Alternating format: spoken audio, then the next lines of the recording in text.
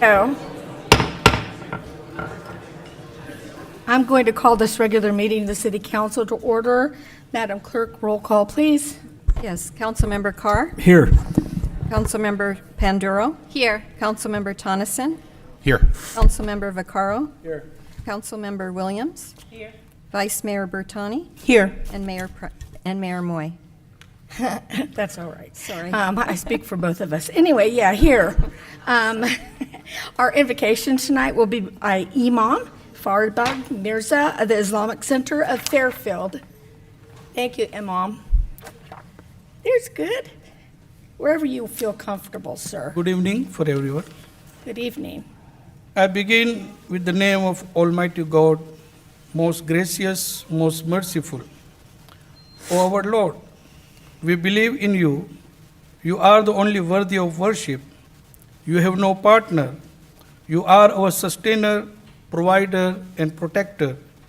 You have all the power and control over the world. We are your humble servants. We admit that we do wrong by following our lust and desire. We do commit sins knowingly and unknowingly. Please don't take us to the task if you forget or fall into error. O our Lord, please don't put the burden on us greater than we have strength to bear it. Forgive our sins. Have mercy upon us. Help us against those who do wrong. We have great responsibility on our shoulders, so guide us towards the right path. Grant us the proper knowledge, understanding, and wisdom to make the correct decision to benefit our city and community. Grant us the ability and strength to deal with any problem and challenge we face. Please unite our hearts and minds. Please remove all the misunderstanding and wrong impressions about our fellow members from our minds. Clean our hearts from jealousy, enmity, and hatred for every individual. Grant us success in every task we take for the betterment of our citizens. Always be with us to accomplish our goal. We are unable to do anything without your help. So bless us with your kindness and shower upon us your special favors. Amen. Amen. Thank you, Imam. All right, I'm just going to ask Councilwoman Panduro to lead us in the Pledge of Allegiance, please.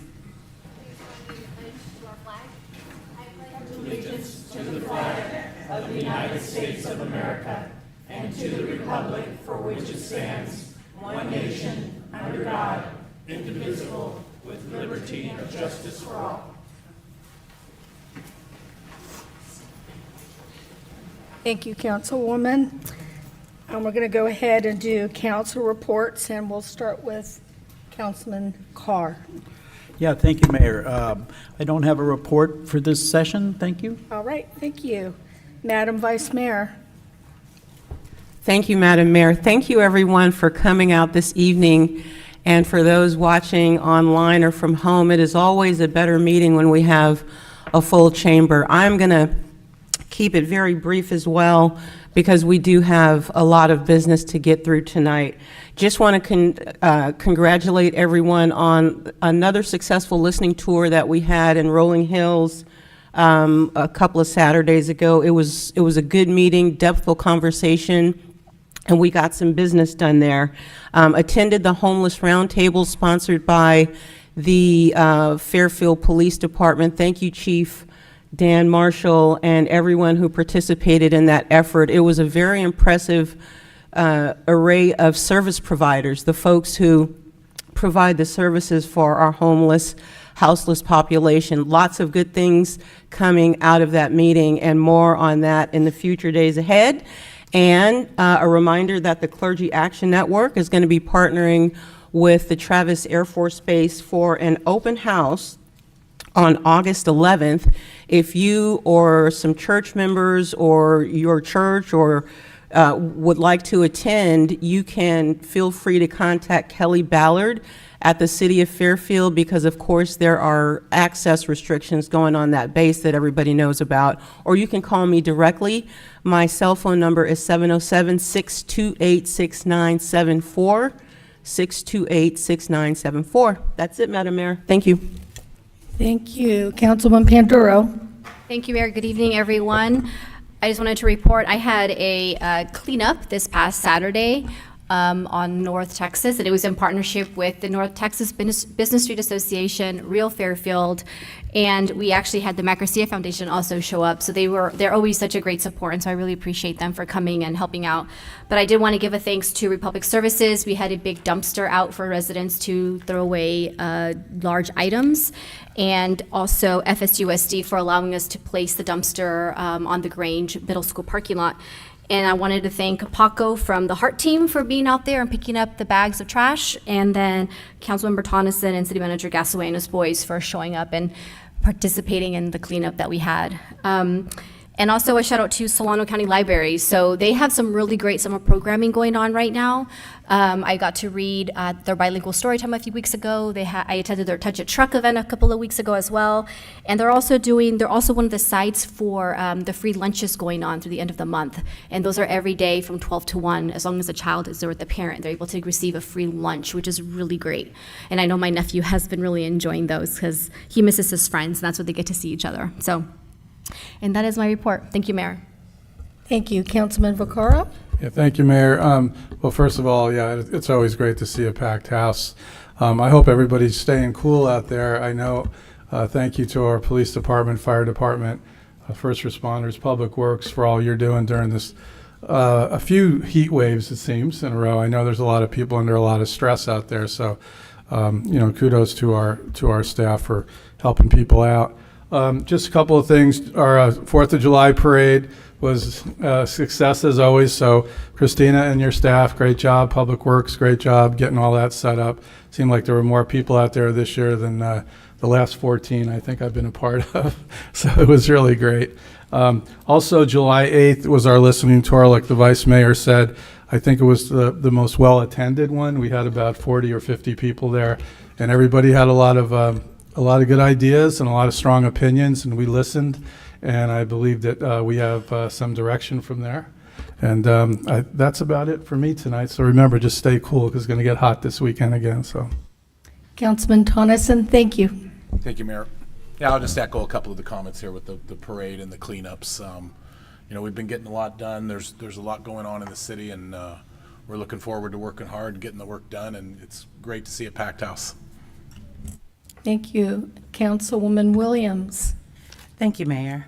I would like to also echo the parade, 4th of July parade. And, if you're feeling a little low, there's nothing like connecting to fellow City Fairfield people of all ages during that parade along that route and seeing those smiles and those waves, and it's pretty amazing. But what I really want to say is that when you think of all the pieces that it takes to make that happen, just big up to Parks and Rec. Like, you all do some stellar, amazing events, and it makes me proud to live in the city of Fairfield.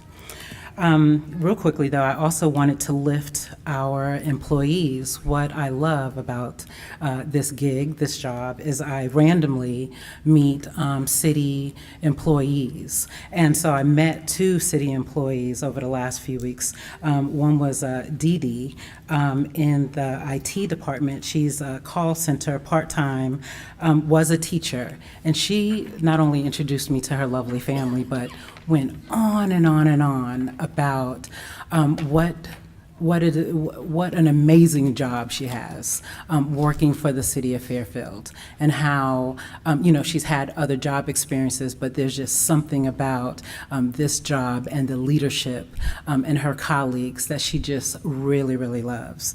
Also, I turned into my own neighborhood and ran into a public works employee. Well, I didn't run into him. He was driving his car and minding his business, and I stopped him. And John Beaver, and he, again, just went on and on and on about, he gave me exactly what he does at his job, and then just how much he loves it. And I just appreciate our staff and all the hard work you do behind the scenes. And that ends my report, Mayor. Thank you, Councilwoman. And really quickly, first, I'd like to thank everybody who is here today. And I can't wait to hear what you have to say, or whatever it is. As long as it's nice, I'm looking forward to it. Otherwise, I won't allow it tonight. Anyway, I wanted to, last week I went on a tour of something that we worked on for a long time, and that is very low income housing, housing for homeless people. And it is called Fairhaven Commons. And I was able to meet over there with some of our staff, and then also the county, who some of the county people in mental health met with me and talked to me for quite a long time about what they plan there. And I have to say, this is the best thing, besides the homeless intervention team and our group, that we've done in a long time, colleagues.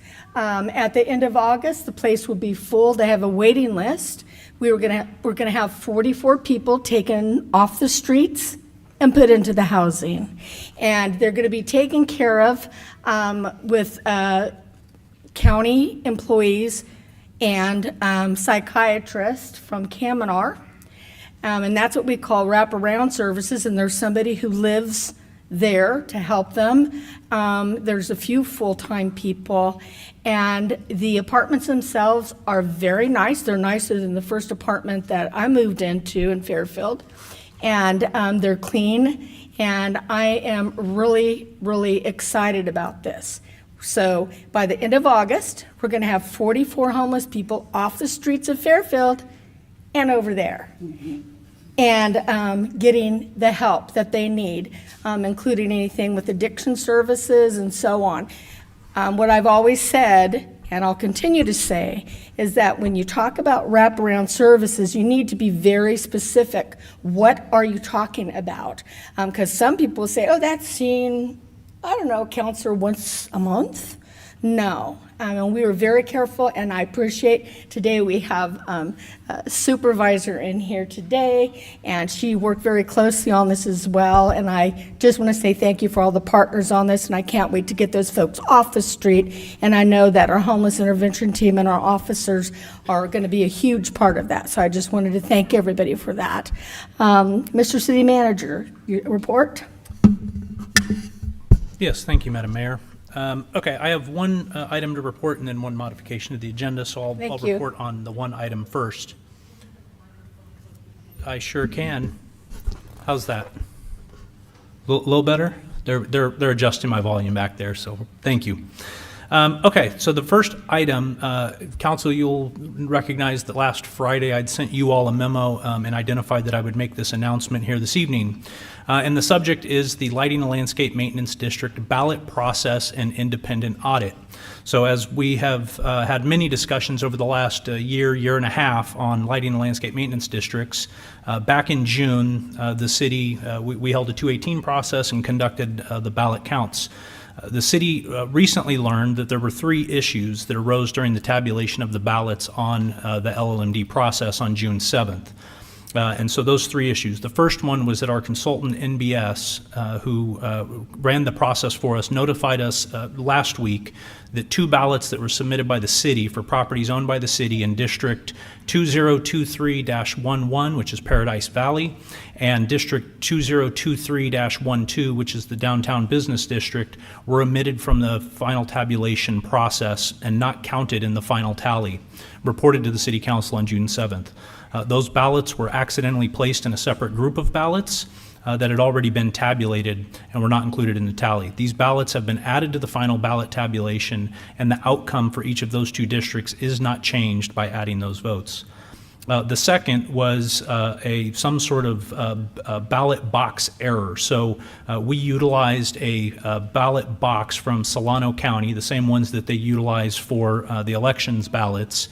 And we returned that ballot or that box back to the county upon conclusion of the vote tally. We were later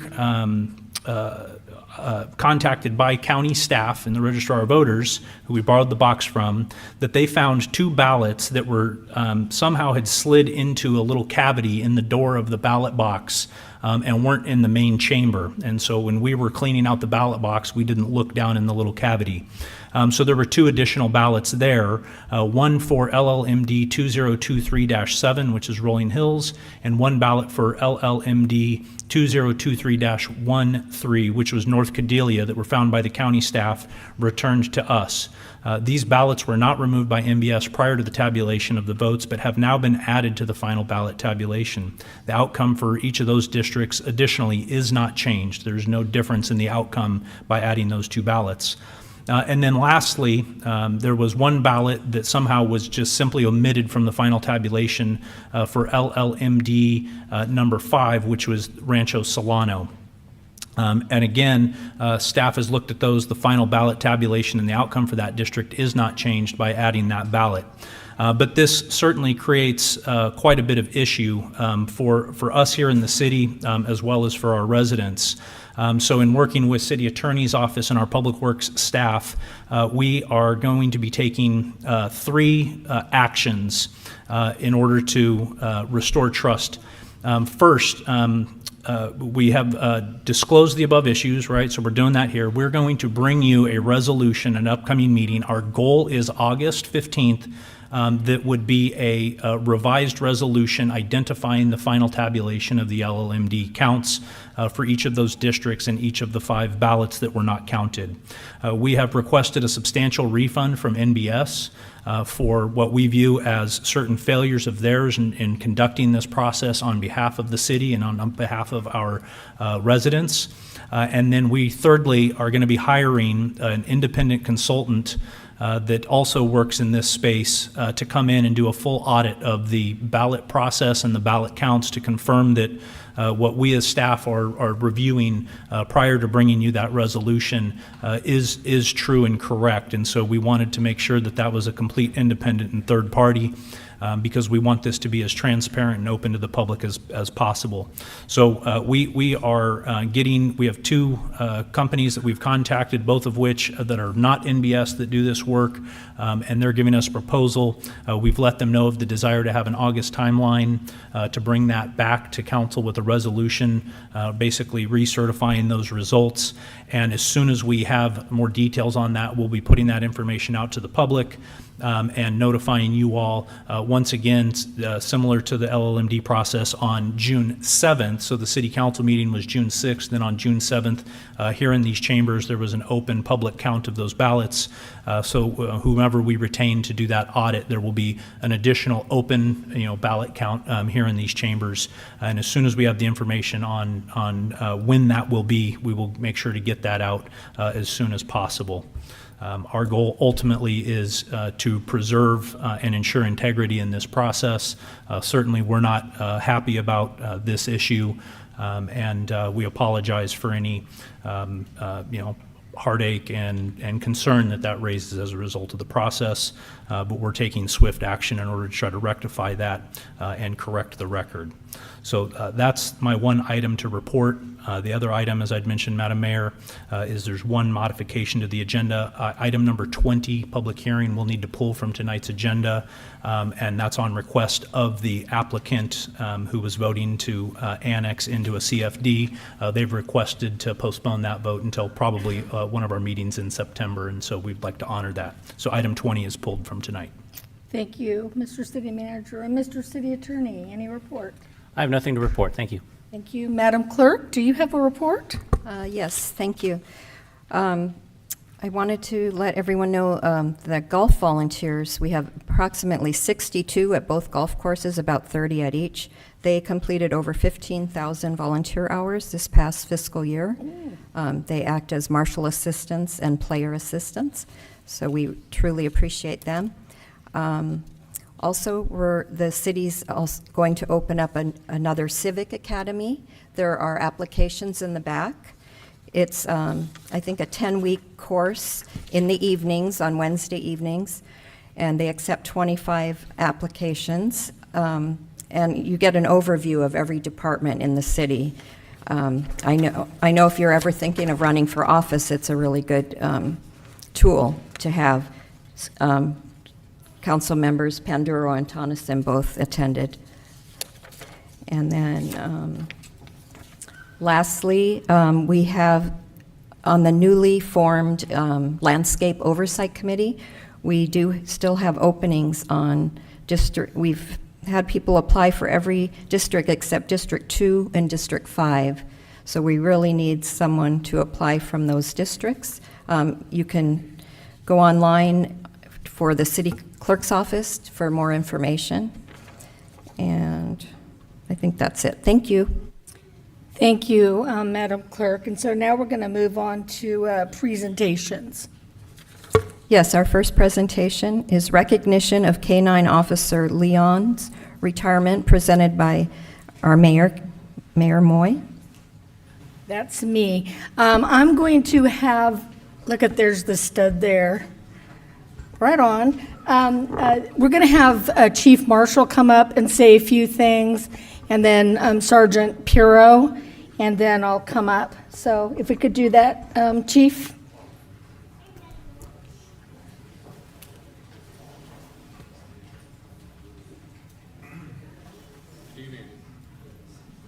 I'll try that again. Good evening. Oh, wow. That's amazing. All right, Mayor and Council, thank you for taking the time tonight to recognize Officer Gutierrez and K-9 Leon. In their time together, they've had more than 50 detection deployments, more than 170 apprehension deployments, more than 11 apprehensions, and I think this is a real key topic, 82 surrenders.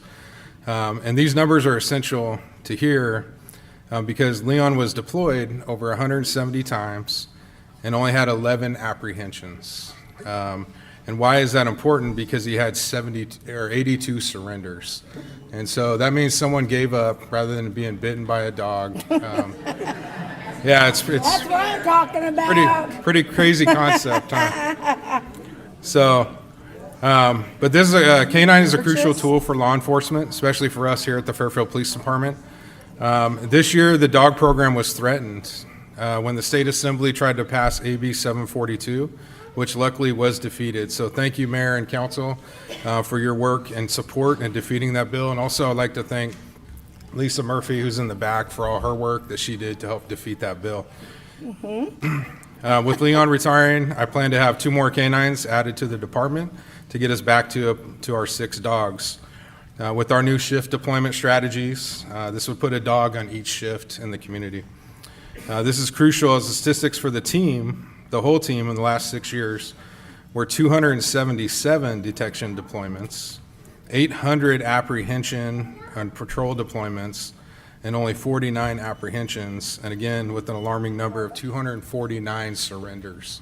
Again, almost 250 people that surrendered to the police were not hurt because of the existence of these dogs. So, Justin, thank you for your hard work and your dedication to our community and the K-9 program. Leon, you will be greatly missed, and we will wish you the best in your well-deserved retirement. Justin, you still have to come back next week. You have many years to your retirement, but please take care of him going forward, and thank you guys for all your dedication and service to the police department and this community.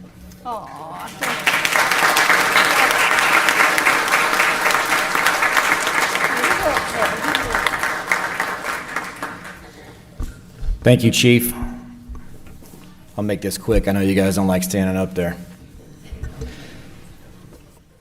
Council, City Manager, and Mayor Moy, thank you for supporting the Fairfield Police Department K-9 unit. We appreciate you taking the time to recognize K-9 Leon and his handler, Officer Justin Gutierrez, for their dedicated service this evening. Properly trained police dogs like Leon play an integral role in police departments by assisting law enforcement officers in their tireless efforts to maintain public safety. They are not just animals, but trusted partners who fearlessly go into dangerous situations, selflessly placing themselves in harm's way to protect communities. Their keen sense of smell, superior agility, and unwavering focus make them invaluable assets in fighting crime. These incredible abilities have not only enhanced the effectiveness of police operations, but have also played a crucial role in saving lives by being a significant de-escalation tool for law enforcement, as Chief Marshall just mentioned. K-9 Leon has exemplified the unwavering loyalty, bravery, and dedication that police dogs bring to law enforcement. During the last 7 years, Leon has demonstrated an extraordinary ability to detect illegal drugs, locate evidentiary items, track down fleeing suspects, apprehend dangerous criminals, and de-escalate tense situations. There is a saying in the police canine world that is true. That is, the canine is only as good as the handler holding the leash. Officer Gutierrez, because of you, Leon was one of the most dependable canines to work in this department. Your hard work and dedication and continued dedication to the K-9 unit over the past 7 years is greatly appreciated, and you will be missed. You should be proud of what you and Leon accomplished out there together. I know we are. I will let you in on something else, partner. The next 7 years probably will not be as much fun as the last 7. It will be difficult to leave the most loyal partner you could have at home. But like every good canine, there comes a time when their well-deserved retirement has arrived. And now that time is for Leon. On behalf of the Fairfield Police K-9 Unit, Council, Mayor, City Manager, and Chief Marshal, thank you again for your support and allowing our department to utilize one of the most reliable tools in law enforcement. Leon, he's a good boy over there. You good boy. He's like, what? He's like, what? I know you only, yeah, there he goes. There he goes, that a boy. I know you only speak German, and you don't know what I'm saying up here, but we all hope you have a long, relaxing retirement. You worked your tail off the last 7 years, and the next canine will have big paws to fill. And for you, Justin, I know you don't like recognition like this, Nope. but it was well-deserved. Job well done, buddy. Now, like Chief said, we'll see you back at work tomorrow. Thank you. Good evening.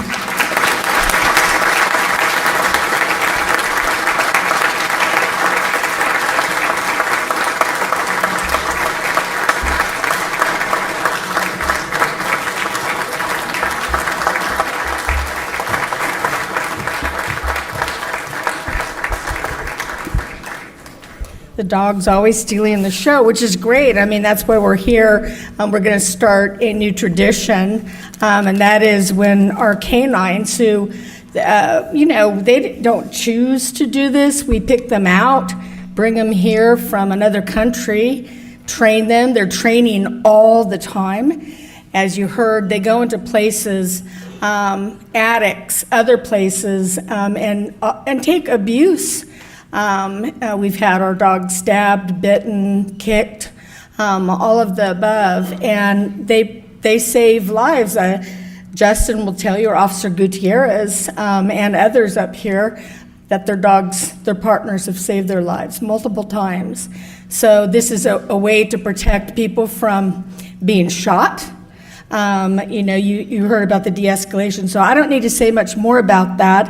I have something actually for Leon and I guess his handler, since you were part of it.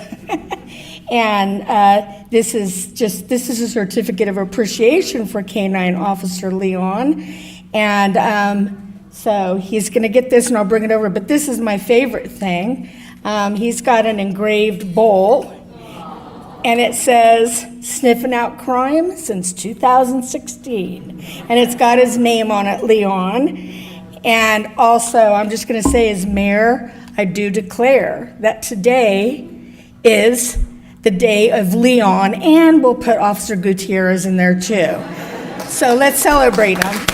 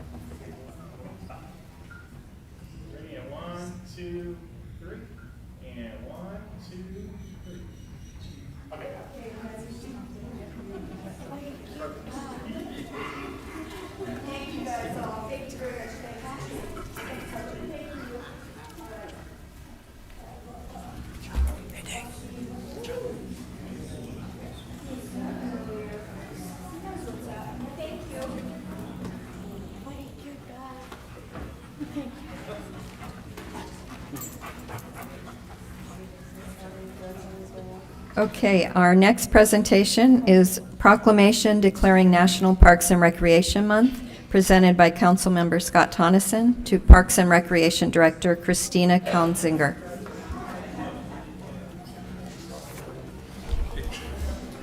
Thank you. Christina, thank you for everything you do.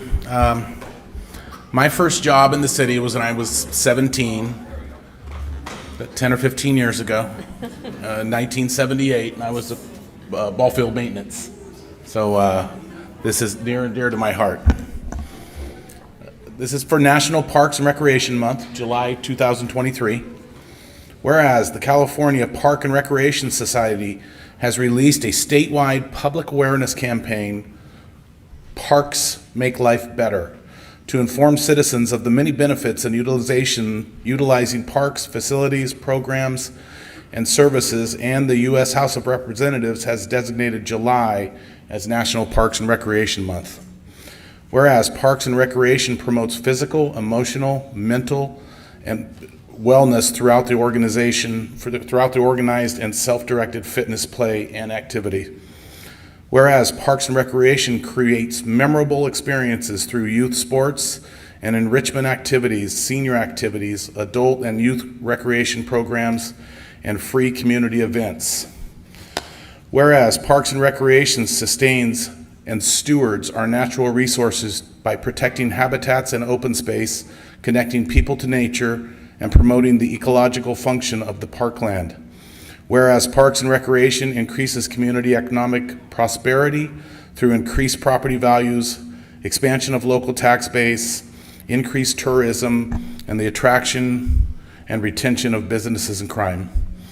Therefore, I, Catherine Moy, Mayor of Fairfield, proclaim the month of July National Parks and Recreation Month for the city of Fairfield and encourage residents to enjoy and access our local parks, trails, open spaces, facilities, health, wellness, development, inspiration, and safety for all residents. And we've got a plaque here for you. Thank you very much.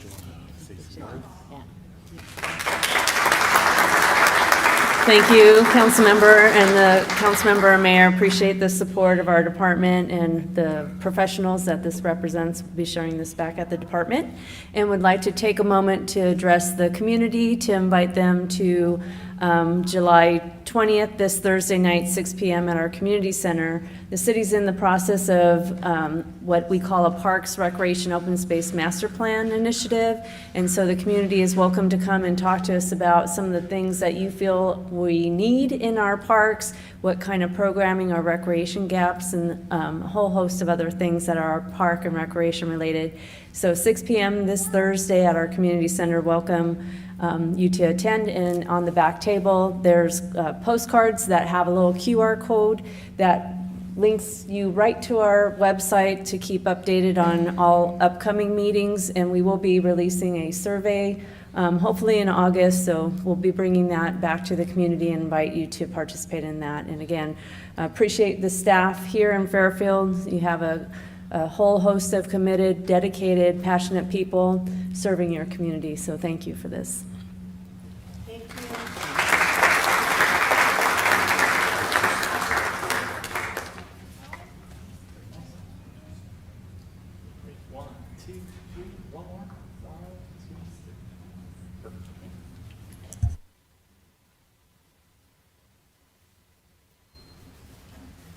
Okay, and our next presentation is Certificate of Appreciation for James Ingle, and again, it's presented by Councilmember Tonneson. So this is a first for me. There was something that happened that I thought was pretty special, and I went to the city manager and I said, hey, you know, a friend of my family and a friend of mine kind of did something I thought was pretty cool. Is there something that we can do for him? And David is like, yes, we can do a certificate of appreciation. So this is my first one, so bear with me, please. So we had a concert on the Vista Park, the Cordelia concert. And we've been having these concerts in the park. It's, you know, every Friday from 6 to 9, and there's a really good crowds that turn out. So Cordelia was no different. There was a lot of people in the crowd.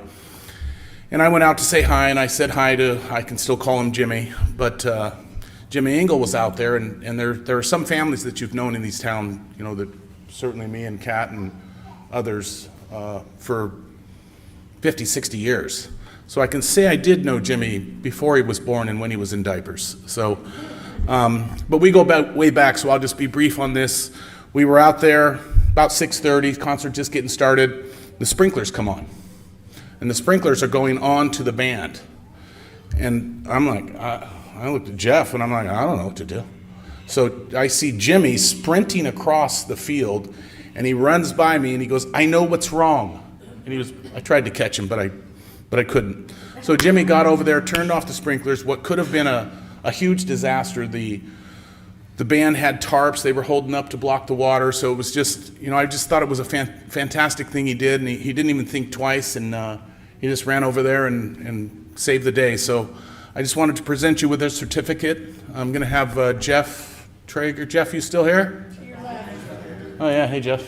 And Kay Patrice, that was Kay Patrice's district. She's the District 1 representative, but if you want to come up here, Jimmy, if you want to, James. And I'll present this to you, and then we can go in the bowl and get some photos and stuff. Sounds good. Thank you. So this is this is a certificate of appreciation for James Ingle in honor of your quick actions to save property at the summer concert series, dated this 18th July 2023. Thank you very much, everyone.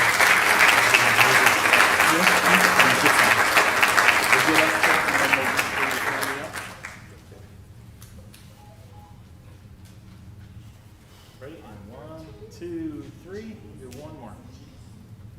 And 1, 2, 3. Jeff, if you want to say anything, or No, there's a Yiddish word for what he did. But you have to understand that Papa Joe Lucero, who was playing, is about 320 pounds. You remember that, right, Tony? Anyway, he was very upset, and I got a middle finger. Well, I guess maybe that he was trying to tell me something. But I do want to thank this young man here. Thank you very much for that.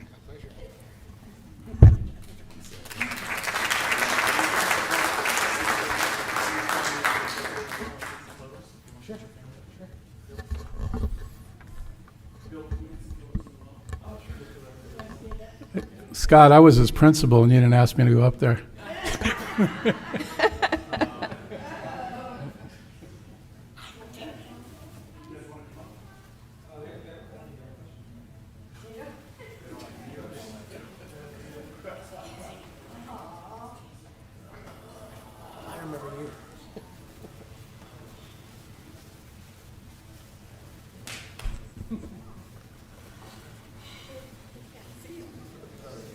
They're going to have to stay. be on the side. There we go.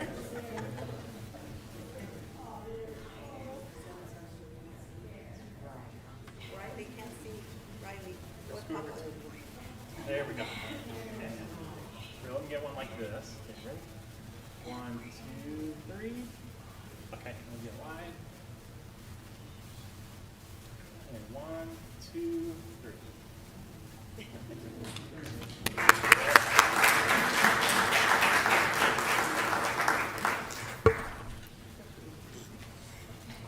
And our fourth presentation this evening, 4th of July Parade Awards, presented by Parks and Rec Director Christina Konzinger. Thank you. Actually, we're going to bring up part of our special events team, Kaylee and Juan, under direction of Superintendent Juanita Johnson.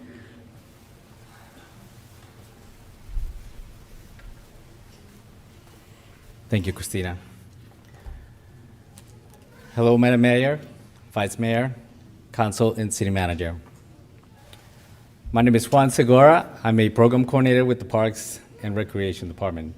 It is my honor to present plaques to the category winners for the Independence Day Parade we had on July 4th.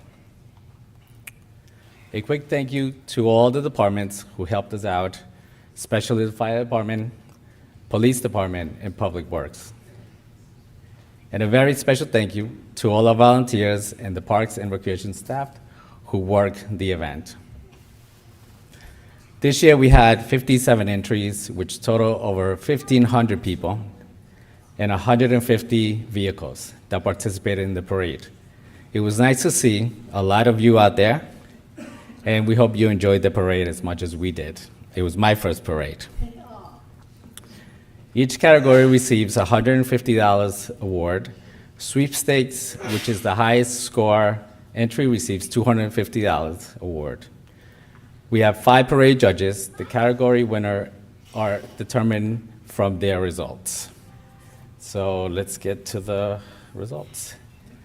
First up will be our float category, won by Guru Nanak Sikh Temple. Please come up.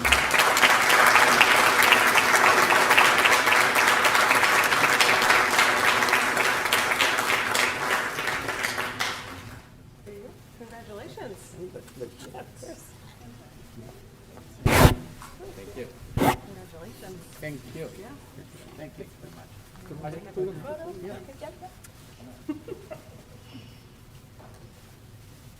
Ready? Right here, and 1, 2, 3. Thank you.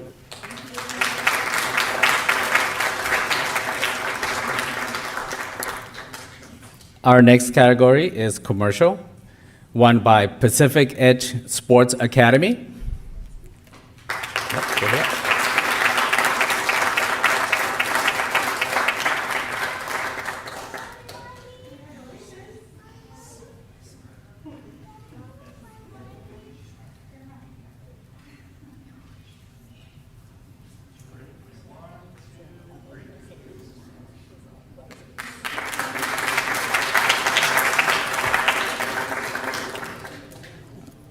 Next is the equestrian category, won by the Rancho El Centenario.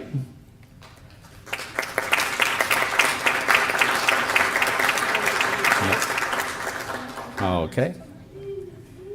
The next category is the military category, was won by General Robert F. Travis, Chapter 490, National Sojourners.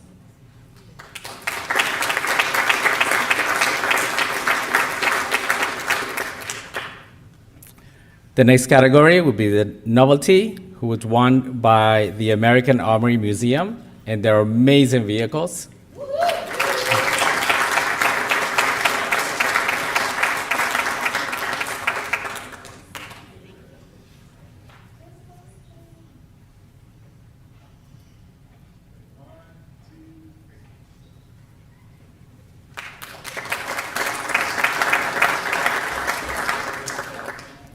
Our walking category was won by Living Waters Worship Center.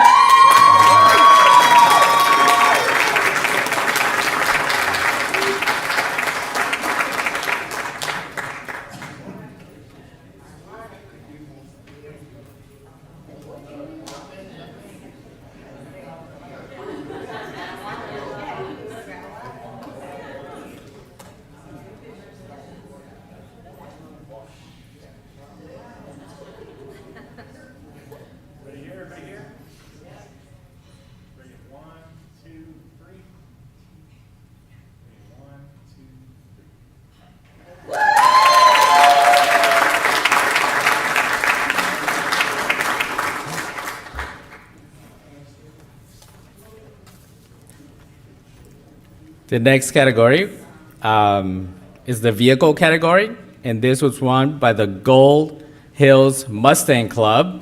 And a special thanks to Brian Evans, the president, who is always generous enough to provide transportation for the Grand Marshal, who this year was Brad Hansen at our parade.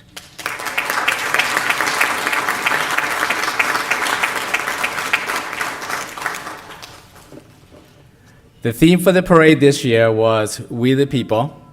The winner for the best use of theme at a $250 award was Dave's Giants Burgers.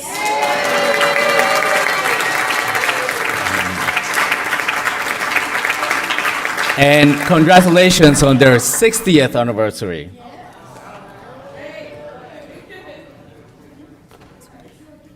And lastly, our sweepstakes category, which is the highest scoring category this year, and a $250 award, was won by Chop Kids Dance.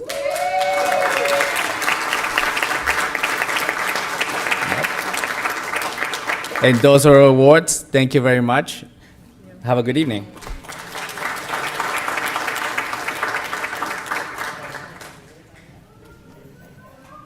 All righty, Madam Clerk, if we can go ahead when we're cleared out here, and we'll turn to public comments.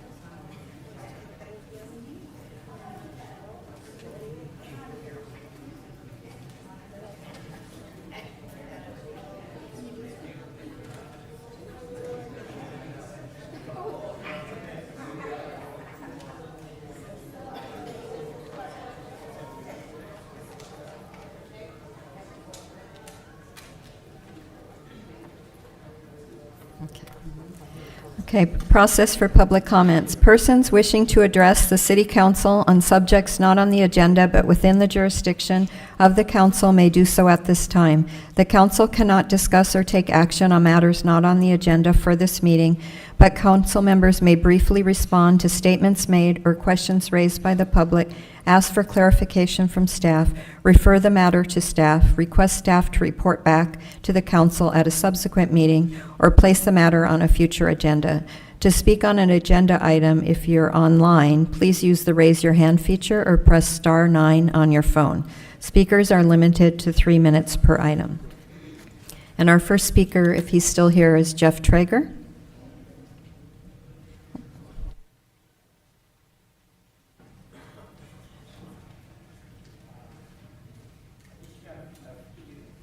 Just bring you up to date what's going on at the downtown theater. There's actually there's not much going on until September, so I'll wait till the next meeting. I was heading out the door, except that German Shepherd. I don't know about.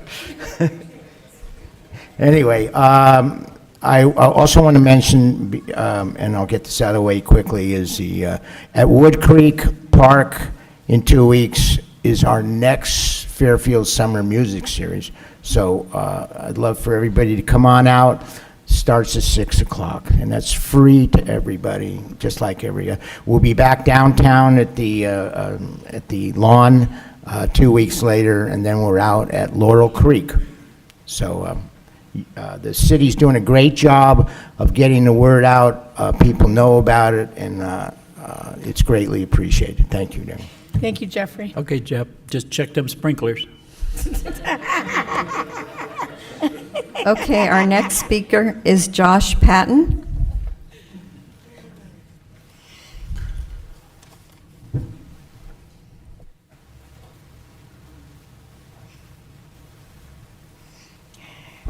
I would like to know when are we going to have bus shelters? Bus shelters, you know, Metro Meat Market and your Blue Max. You mean the shelters, like the bus shelters? You're saying bike shelters? Bus. Bus. I'm sorry. I'm sorry. I didn't hear you properly. Okay. The reason why I'm asking for that is because I don't want to get rained on. Right. When I'm waiting for the Route 1 to get me where I need to go. Yes. And there should be also a bench in front of Nations? Winery Square? Yeah, Winery Square. Believe me, I know where Nations is right after Joe's Buffet and Dave's Hamburgers. So, I got you there. Okay, well, thank you. I can ask the city manager what the situation is with that. Okay, Josh? Thank you. All right, no problem, Madam Mayor. Thank you. Our next speaker is Matthew. Whoops, hold on. Oh, thank you, Josh. Thank you. Oh, it might be too tall now. I gotcha. Yeah. Our next speaker is Matthew Biden? Or Perfect. Thank you, Josh. B-I-D something? Oh, Ditto. thank you.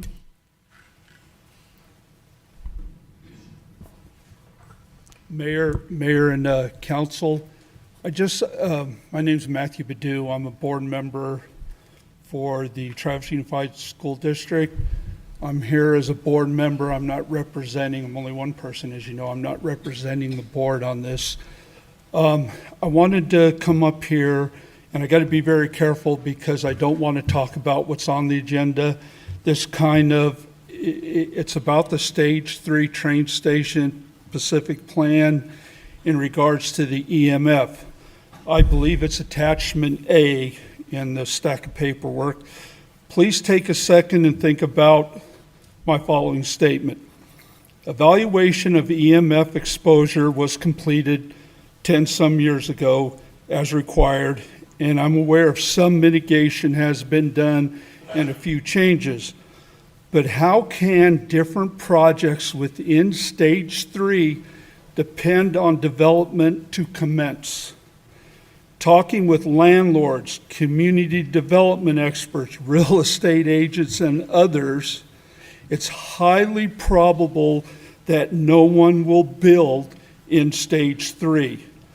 Most say maybe if things change way down the line and things get rezoned, it could possibly be commercial. And when I say all the people that I talked to, I wanted to get everyone's opinion before I came up here and stuff, because EMS is only one thing.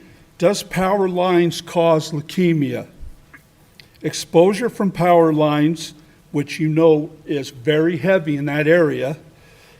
Exposure from power lines. Several studies have analyzed the combined data from multiple studies of power line exposure and childhood leukemia. A pooled analysis of 9 studies reported a twofold increase in risk of childhood leukemia among children with exposure of 0.4 MT or higher.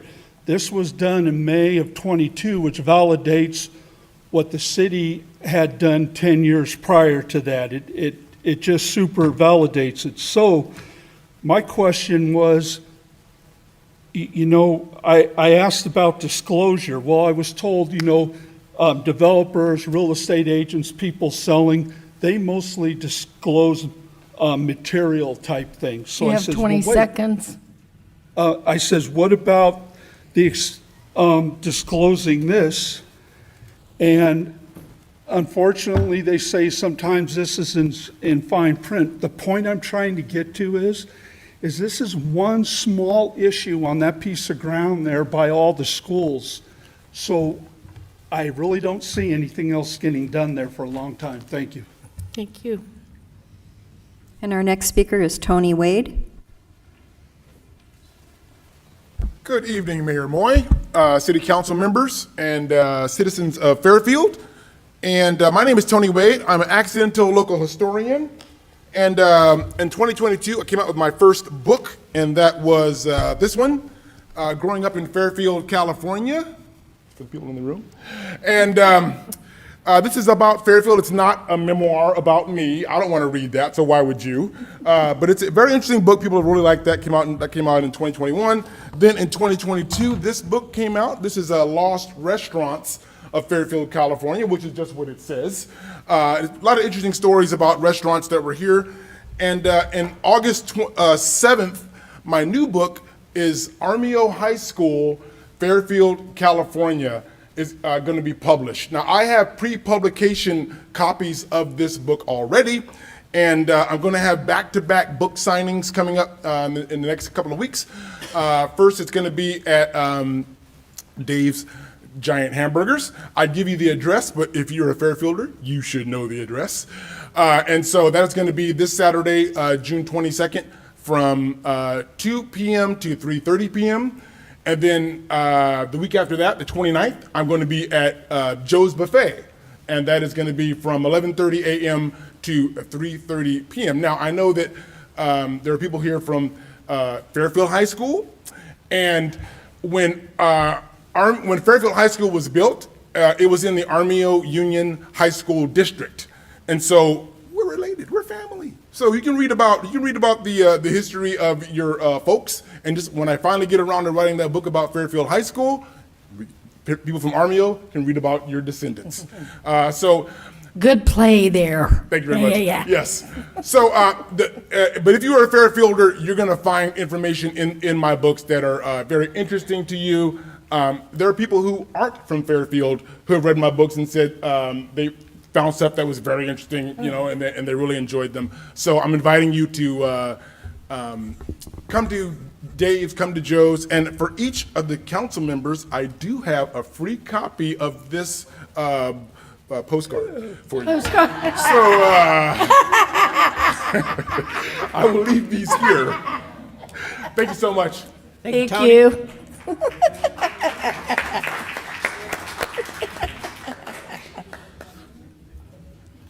Thanks, thank you. And our next speaker is Anita Malchiotti Albidi. I hope I pronounced that correctly. I have. Okay, thank you. There's no letter K in the Italian alphabet. Okay. That's CH, is it? If you would kindly take one and pass it down. Thank you. Yeah, if there's enough, I'd take one. Hello, Mayor Moy Hi. and City Council members. My name is Anita Malchiotti Albedi. My family moved to Fairfield in 1959 as I was going into my second grade year. And since serving in the U.S. Peace Corps in my 20s, I've been a teacher for most of my life. My last 20 years of teaching before retirement was for Vallejo City Unified School District in the most culturally diverse city in the entire United States. I'm here to ask that the City Council pass a resolution that requires our department to train our police and the dispatchers on the various noise ordinances and explain decibel level ranges permitted at various times and to train new officers. It is not asking too much for our police and police dispatchers to know more about our noise ordinances than anything goes until 10 p.m., but that is what they believe. Please believe me, my experience with the Fairfield police officers and dispatchers and urge that this be done. Please read my persuasive narrative of my experiences with the Fairfield Police Department. When there is a problem with excessive noise caused by loudspeaker amplification of a horrible quality, in early mid-April, I was asked by the dispatcher if the only reason I'm complaining is because I don't like Mexican music.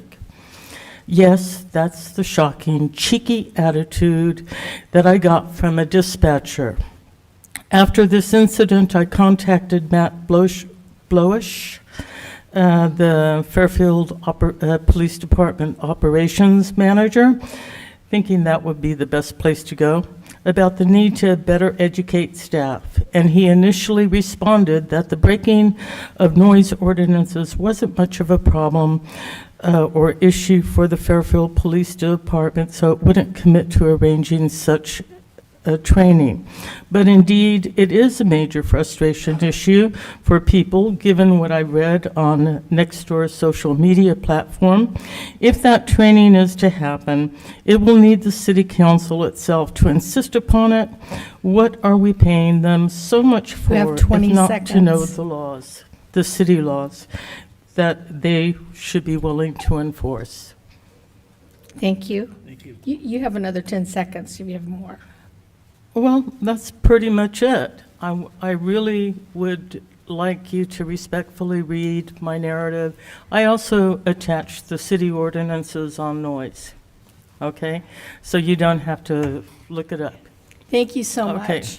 And I appreciate you, and the chief is here, and he hears you, and city manager's here, and so am I. And thank you, and we They hear need more you. training. Now, there's a possibility that with new technology, they could have technology to help them look things up when they can't remember everything. Even a a lot. teacher can't remember everything from the grammar book, right? Right. Thank you so much. Thank you. I don't have any more speaker cards. Did anyone else wish to make a public comment? He didn't get one. Here's the gentleman. Oh, you okay? I'm sorry, what's your name, sir? That's for item 17. This is for public comment? Okay. I do see one hand raised online. Valeria or Jake, is that someone that wants to speak on public comment? We have Alicia.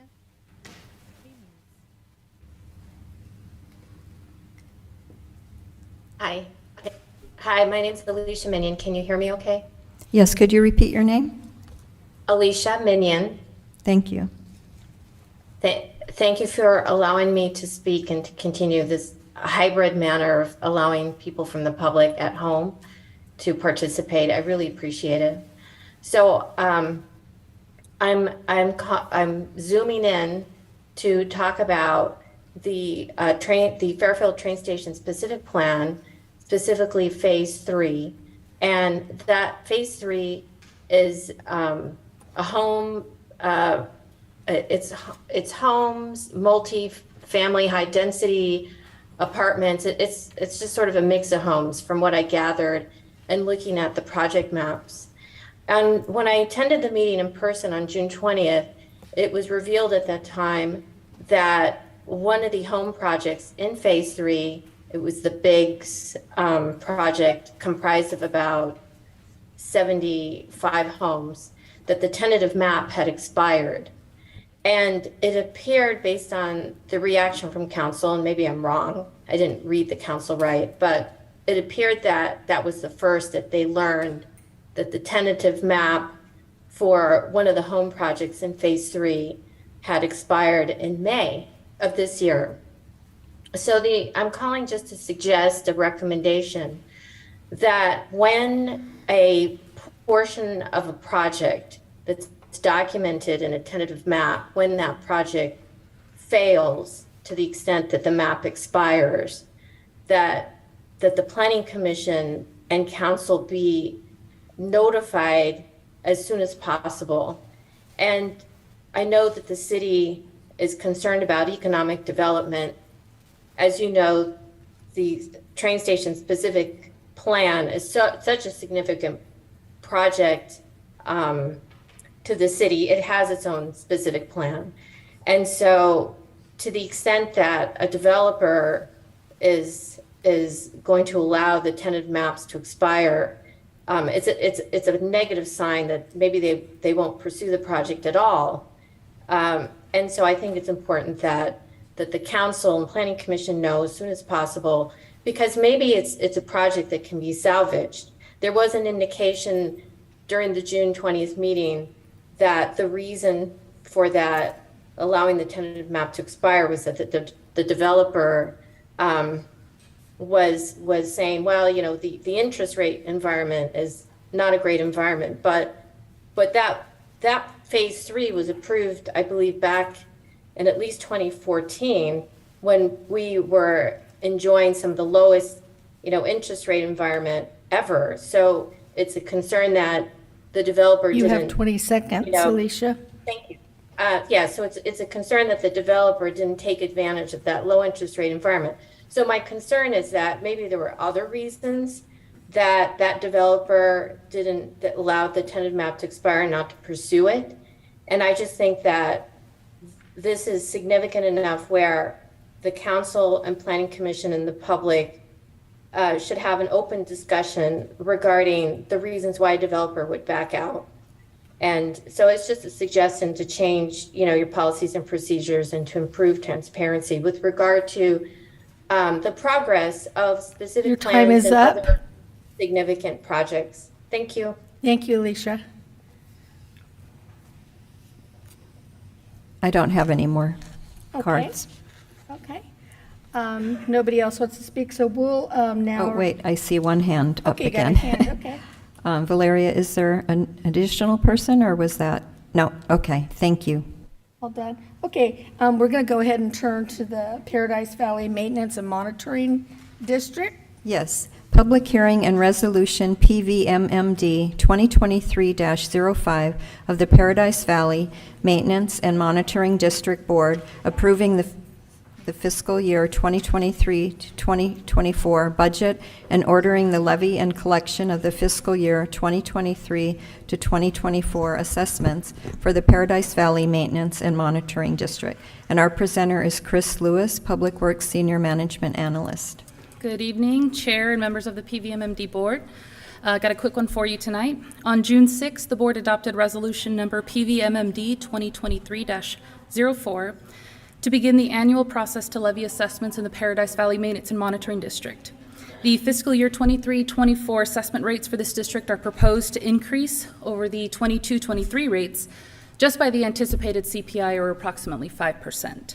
The final step in the process is to hold a public hearing and adopt the resolution before you. That will grant final approval of the 23-24 budget and assessments and order the levy and collection of assessments for the district. Thank you. All right. I'm going to go ahead and open the public hearing. Do we have any speakers on this? Yes, first Theta Peck, to be followed by Rick Johnson.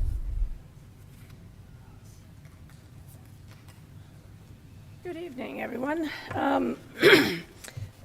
Basically, first off, with the assessments, we need to formally request a refund or an investigation into the refund of the reserve to the people who have paid into the reserve. We've been over-assessed for 10 years. 52% of the people that live in this district have funded 98% of the reserve. It is not equitable across the board. So I'm asking formally that to be brought up in the future. in reference to this report, the agenda report on the page 9 of 742, it shows 8 development areas split up, which is what we understood would be the way it would be split up, which makes sense based on the level of special benefits. But the actual how it's split up actually in the development area is only 4. So I'm kind of confused why we have 8, but the actual levy payments is only, it's grouped into 4. It confuses people why there's the difference. Because we went so far as to dissect it, the engineers dissect it to 8, and I don't know if we have a. Yes, please. If we can go ahead and respond. So the 8 different categories, assessment categories, essentially each area has 2 different categories. One portion of the neighborhood against the slope, which is the major concern, the major geologic hazard concern in the district, and one area of the neighborhood that is not against the slope. So that accounts for the 2 different rates. A portion of the rates for the folks against the slope is to build up those reserves in the case of any sort of large-scale events. So since we have met that reserve requirement, we are only assessing for the portion needed for operations and maintenance only. I will say that we do have our assessment and geologic engineer here, Eric Harrell and Haley Ralston from NGO, to go ahead and maybe elaborate on that or answer any other questions the board or the public may have. Okay. So I guess my question is, why did the methodology change from the 8 sections to the 4 sections? So the methodology did not change. Eric, would you mind coming up and just giving us a brief overview of how those assessment rates were calculated, please?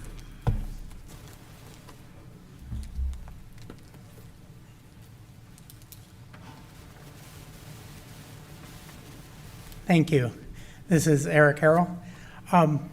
There is in the engineer's report 8 different categories, as Chris explained, based on both the maintenance and operations that are needed, and then for those residences near the slope, they get a surcharge because there's an additional geologic hazard factor to their assessment. In these assessments, for last year and for this year, we have proposed just funding the maintenance and operation portion since the reserve has met its target of approximately $1.5 million. So since we reached that target, we have been trying to maintain that, but that means that everybody participates within their 4 groups equally in the maintenance and operation of the district, not the hazard abatement portion of the district. So we have simplified it just for because we're only assessing a portion, levying a portion of the assessment that could be. If we were levying at the assessment limit, then it would be 8 categories. But we've taken out a part because of the reserve that's available to the district that it has accumulated. So if you guys were collecting any monies that would be sent to the reserve, it would be on an 8 development area of 8. Right. The engineer's report still is correct. It's just it's not being levied at the assessment limit. Okay, that makes sense. The PVMMD's agendas and minutes are not listed under the Public Works PVMMD area. They're all listed under the city council's area. These are 2 different entities. So I'm not sure why the agendas and meetings are not split up. I think the agendas go to 2022 and everything in 2023 is on the city. I would recommend that those be split up because they are 2 different entities. I recommend that an oversight committee, we've requested this before, and I think the reserve fund, the oversight committee, we should all get together with a working group.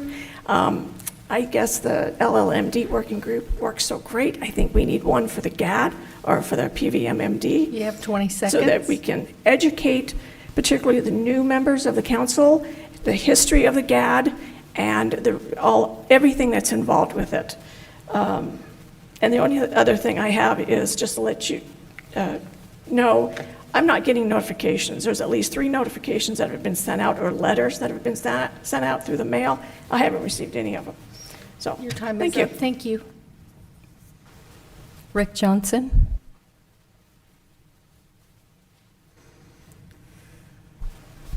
Good evening, PVMMD board members, staff, and Eric. It's been a pleasure working with Eric. Theta and I, as the ad hoc committee, were able to work with Eric over a number of months and construct new documents, new fees, new charges, et cetera. And that process went well. But to date, there has been no repairs made to the hill yet. They did mow the lawn last week, our new contractor. So it's taken this long to get a new contractor with new rules, so it is a slow process. So I'm in it for the long run, and most of our residents are also, but we're appreciative of the progress that we've made. So for me tonight, the 2 items are, 1, an oversight committee, excellent thing to have. You have people working for free who are vested in the program, who want to do a good job and find problems. And sometimes that can be a problem if we're finding issues, but it's not to find fault, it's to make sure the product is as good as it can be. So an oversight committee for the PVMMD is a great thing to have, and we will have no problem in getting a number of people. Our steering committee had 12 people in it that we met, and the question we asked of that steering committee when we met was, we paid for our reserve already. We preloaded it in 10 years in meeting a 40-year goal. You have a couple options. Leave it alone, pay less money, or identify where we should be at and refund the balance, the overpayment amount, back to those who paid it. And we did that in a survey with them. They were 100% that they wanted to do that. They thought it would be the best plan. What we want to do is survey properly the residents to see what it is that the residents want to do. This is their money, and we want to hear from them on what they would like to do. But this is something that you have to decide on as far as this is a course of action that you would like to take. And I am recommending that you do recommend to our GAD manager, David Gassaway, that we put together a survey that is appropriately worded, and I can go either way. Whether I pay a little bit more every year and get a refund, or keep my low amount that we're at right now and not get a refund. It's a pretty straightforward process, but it's something that I really would suggest we give it to the people to decide what they want, and you'll get some good responses. So those 2 items, oversight committee and a good survey to find out what do the people want with the money that is in greatly excess of where we're supposed to 10 be. seconds. Yeah, we're about $700,000 above where we should be. So, thank you very much. I appreciate your time. Thank you, Rick. Thank you. I don't have any other requests to speak. Okay, nobody online. All right, so I'm going to go ahead and Madam click. Mayor? Yes. Can I make a recommendation that we agendize the prospect of the PVMMD Oversight Committee? I mean, when we have residents who are knowledgeable in this area and willing to donate their valuable time to help us get to a good result and a well-vetted product or whatever we decide to do, I would like us to maybe agendize that and have a full conversation about that. Yeah, we can do that. I'm going to go ahead and close this public Okay. hearing real fast. And then I'll talk to the city manager about when we can do that. Okay? All right, so any other discussion on this now from anybody or any questions? Nothing? All right, motion, and do we have a second? A second. Okay, all in favor? Aye. Aye, okay, that is unanimous.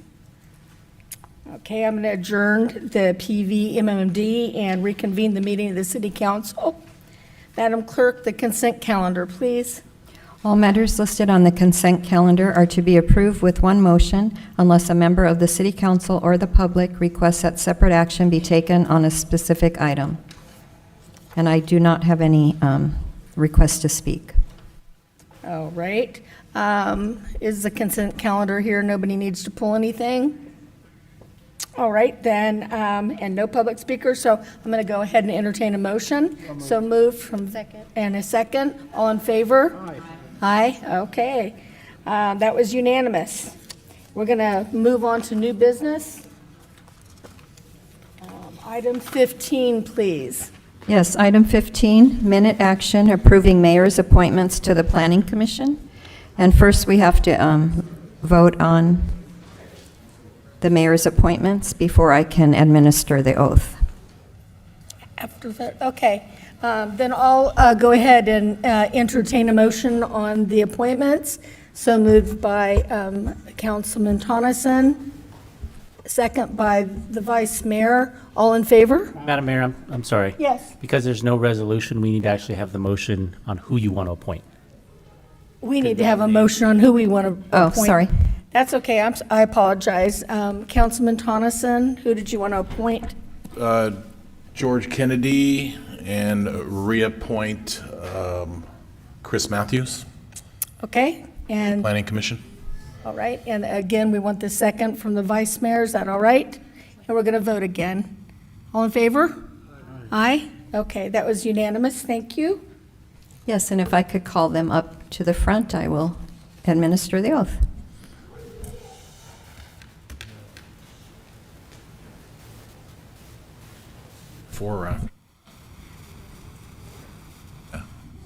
Councilman Tonneson is going to speak. I just want to thank you, gentlemen. This was my first Planning Commission appointments, and to say the least, it was extremely difficult. We had 12 people apply for the two positions that you see here, and so there was some fantastic candidates. I think we have two great candidates here, but you know, the ones that we didn't choose, keep on applying. There's just such a very limited amount of spots. But definitely keep coming back. We had a great group, and you know who you are. So I say keep coming back. I got on the Planning Commission my 6th try. So thank you, gentlemen. You did a fantastic job. And I want to really quickly just thank both Councilman Tonneson and Councilman Panduro for doing the interviews and sending forth those recommendations, because it is difficult. I appreciate you. Chris, do you want to stand there for pictures?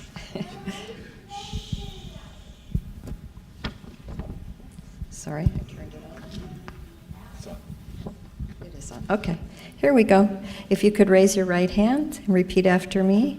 We'll start with I and our names. I, Chris Matthews, do solemnly swear do solemnly swear that I will support and defend that I will support and defend the Constitution of the United States the Constitution of the United States and the Constitution of the State of California and the Constitution of the State of California against all enemies, foreign and domestic, against all enemies, foreign and domestic, that I will bear true faith and allegiance that I will bear true faith and allegiance to the Constitution of the United States to the Constitution of the United States and the Constitution of the State of California, and the Constitution of the State of California, that I take this obligation freely that I take this obligation freely without any mental reservation without any mental reservation or purpose of evasion, or purpose of evasion, and that I will well and faithfully and that I will well and faithfully discharge the duties discharge the duties upon which I'm about to enter.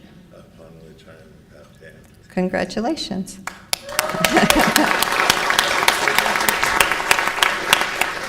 And I do need to get your signatures, but let's take photos first. Maybe the council could stand behind. And I maybe stand there. Okay. So our family and friends allowed to come down there? Yeah, come on.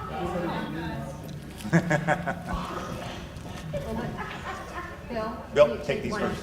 Take this one first, all right. So you're ready? 1, 2, 3. Okay, 1, 2, 3. Okay.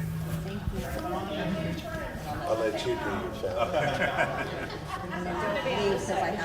Signatures,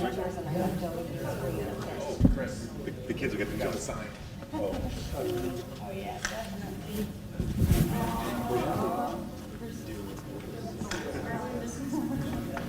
yeah.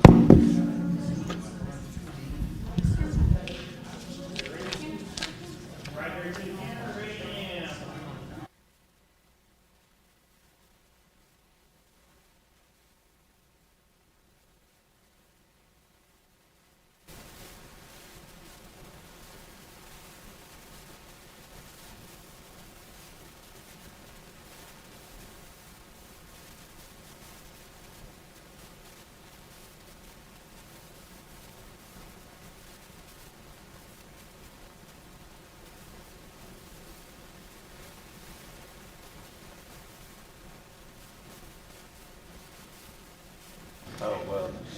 Pretty impressive. That was just make sure it's all right. Thanks again, Scott. Looking forward to.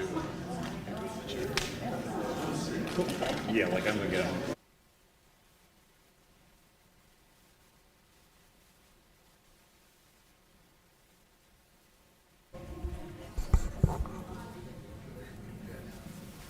All right, Madam Clerk, item 16, please.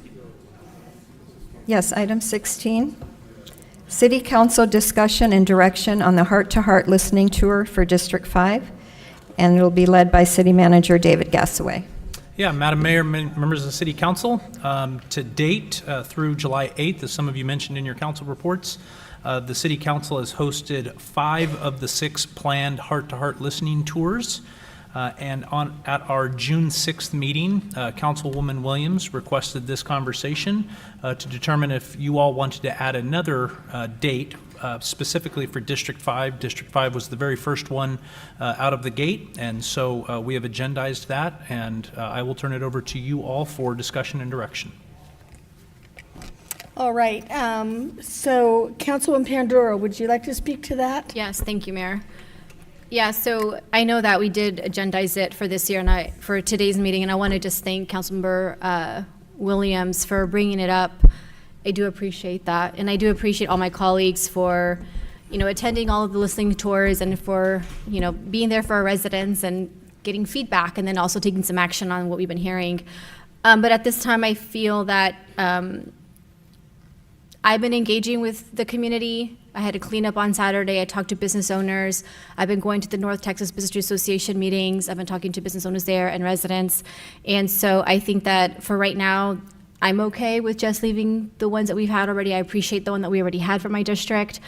And just coming from feedback from that very first initial one, I know it was the very first one, and it gave kind of a foundation for the ones that followed.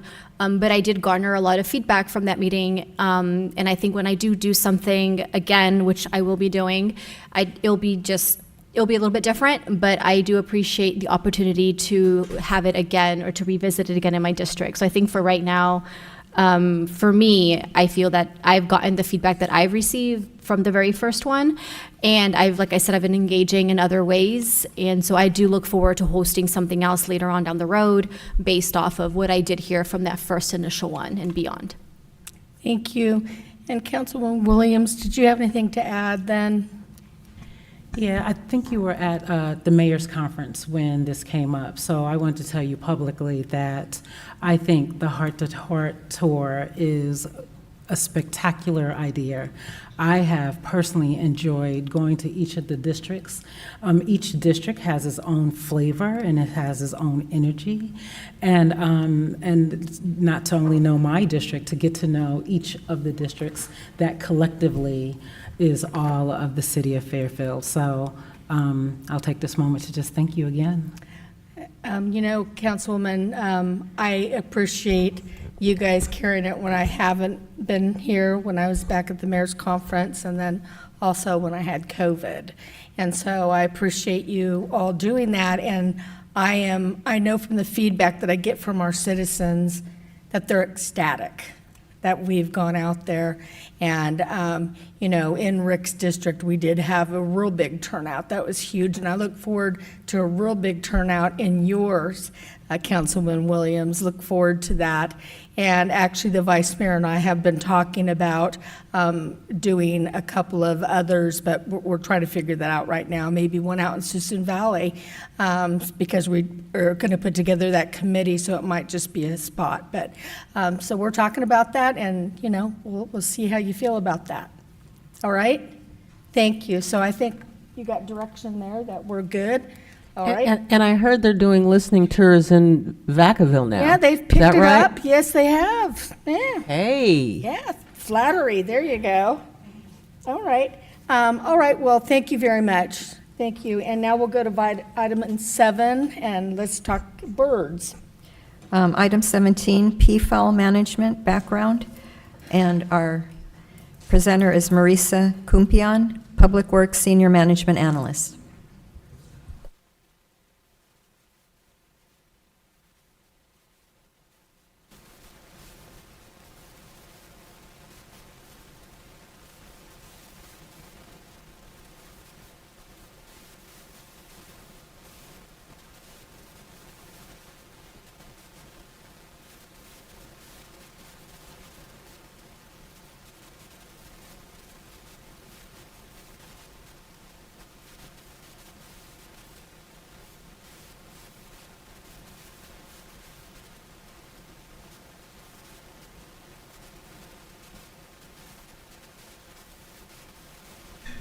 Hi, good evening, Madam Mayor, Vice Mayor, council members. My name is Marisa Kumpian with the Public Works Department. I'm here to present on this item along with Jeremy Prophet from our Police Department. Tonight, we're going to be giving a little bit of background on our Peafowl management and also some discussion about potential additional mitigation efforts. So essentially, the statement of issue is back in May of 1998, the city acquired the Donnell property through a family trust deed that stipulated that the property be developed as a park. The site had long been a refuge for a pride of approximately 50 peafowl. Now, please note they're called prides, not flocks, because they're not seagulls, which essentially had a free roam of the property and the surrounding Rolling Hills neighborhood. The peafowl are wild birds, and that have roamed since before the property was acquired and continue to roam today. The initial estimate of the pride when the city acquired the property was around 50. Today, that current estimate is over 100, closer to 120. Some residents consider the peafowl a nuisance, while others encourage them to roam the neighborhood by feeding them, sometimes at their homes, which encourage the peafowl to hang out and not pass through. To provide a little context, on the picture on your left shows the Donnell property where the intention is for the peafowl to kind of primarily reside, and then the picture to your right gives a greater context in terms of the neighborhood that is being impacted by some of their travels. A little bit of background. Again, in May of 1998, the city acquired the property. In 1999, council directed staff to develop a peafowl management plan.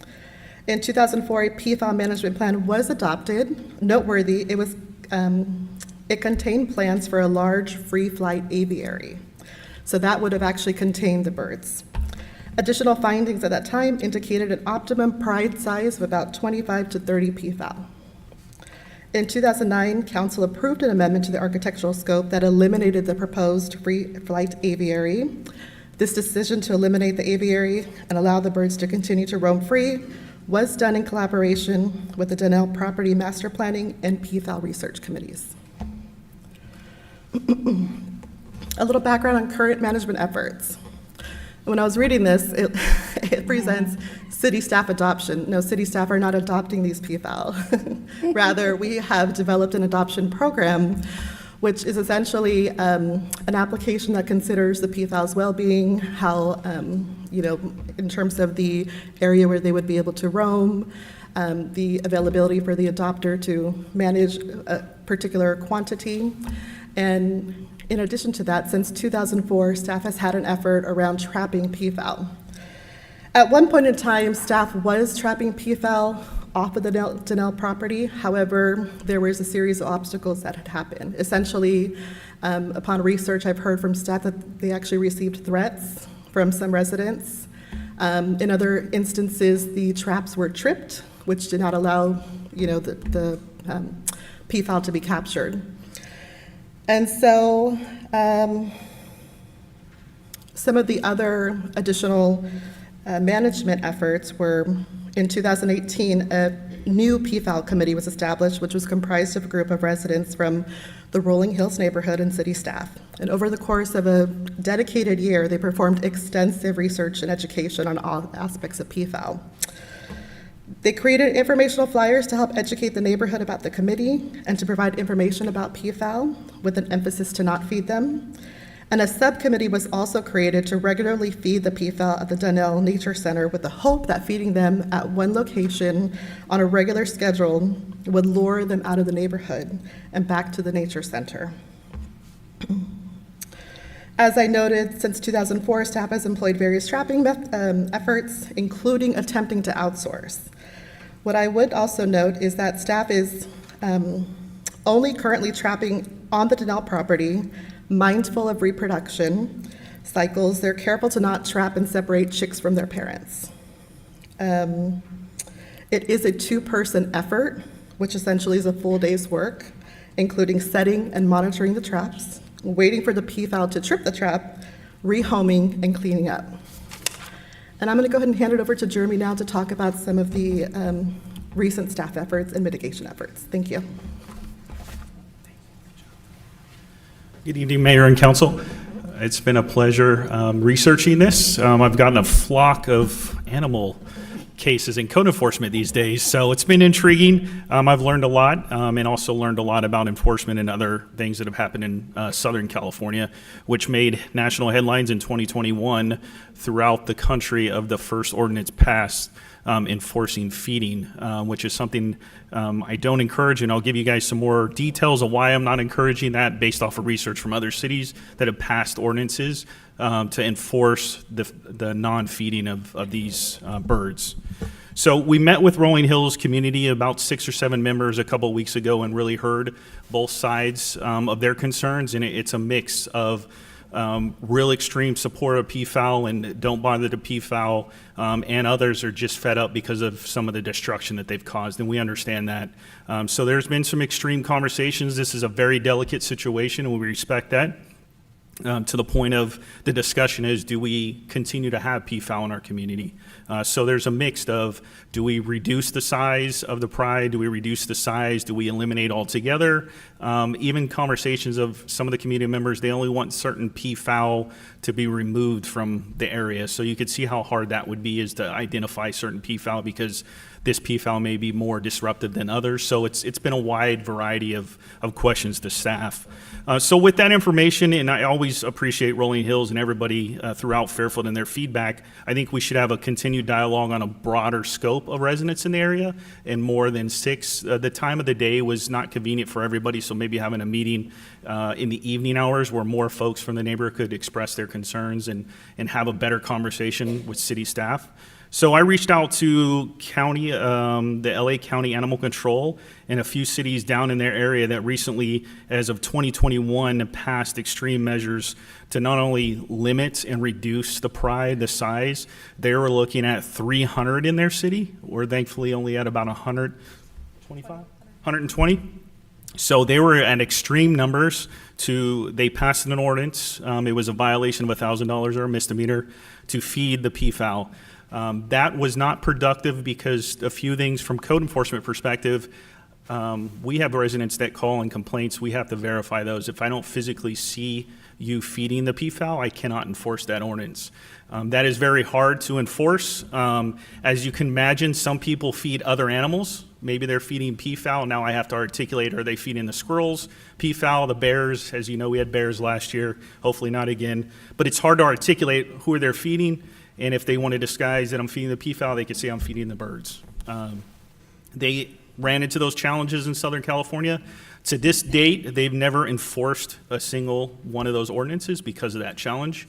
One concern of note that these cities down there came is they found that residents were kind of turning on themselves with this ordinance and were actually videotaping each other's property to catch them in the act. I don't want to promote that. I think that's not appropriate action, but they did see an uptick of calls for this ordinance.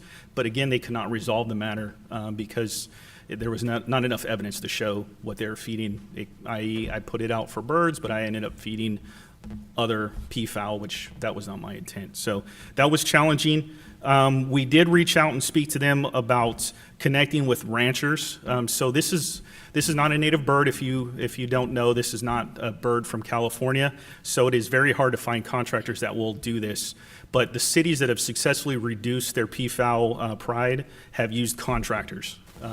because it's very time consuming for staff, but again, we're looking at extreme cost. I have not had time to see what a contract would be in place to pay somebody to reduce the pride size and extreme levels down to maybe 20 or 30 if that's what we feel is feasible for our community.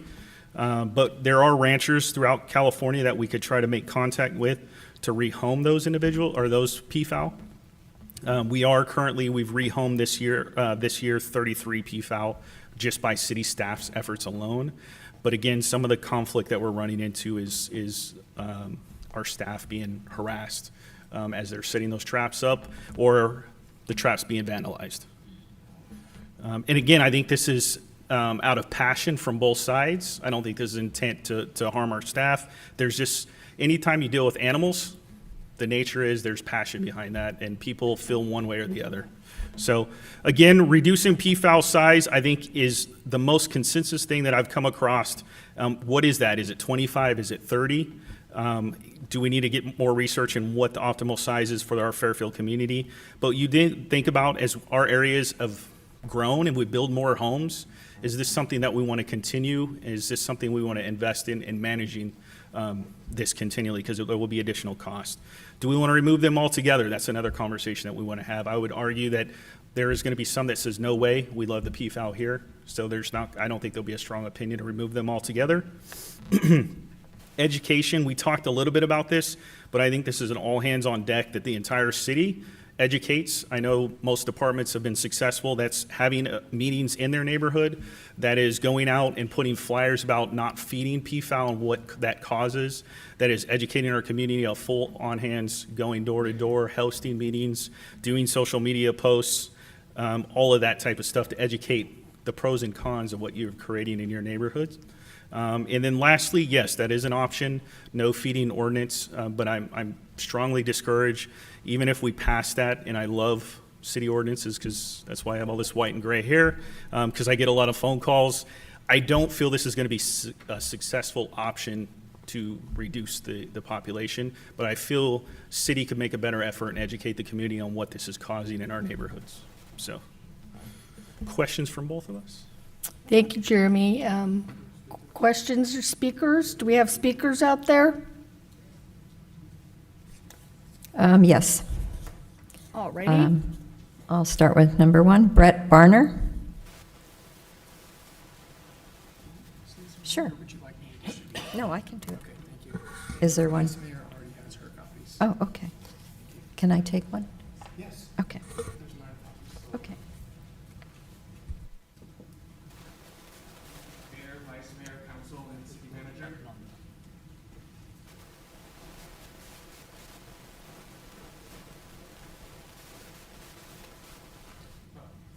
That will help. Thank you for restarting the clock.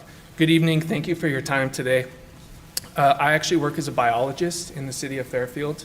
I am here today representing myself as a homeowner who lives in the Rolling Hills community, but I feel that my job title is very pertinent to this particular issue. Indian peafowl are, as has already been mentioned, a non-native and invasive species. They were introduced to this continent, and as a non-native species, they're of course not protected by the laws that protect our beneficial native species of wildlife. Indian peafowl are documented to speak between 106 and 115 decibels. That's the equivalent of a gas-powered leaf blower or a chainsaw. These nuisance species have outgrown the Dental Nature Center, which is our primary concern. They've expanded into the Rolling Hills neighborhood. They block traffic, defecate in driveways, up on roofs, in our basketball court, and on sidewalks.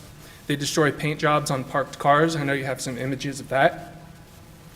And of course, they disturb property owners like myself who are simply trying to sleep.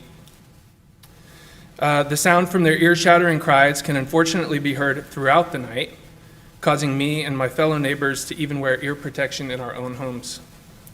A rogue flock of more than 20 peafowl reside near Fieldcrest Court, where they are being fed, and roost 30 feet up in the canopy of some very large redwood trees.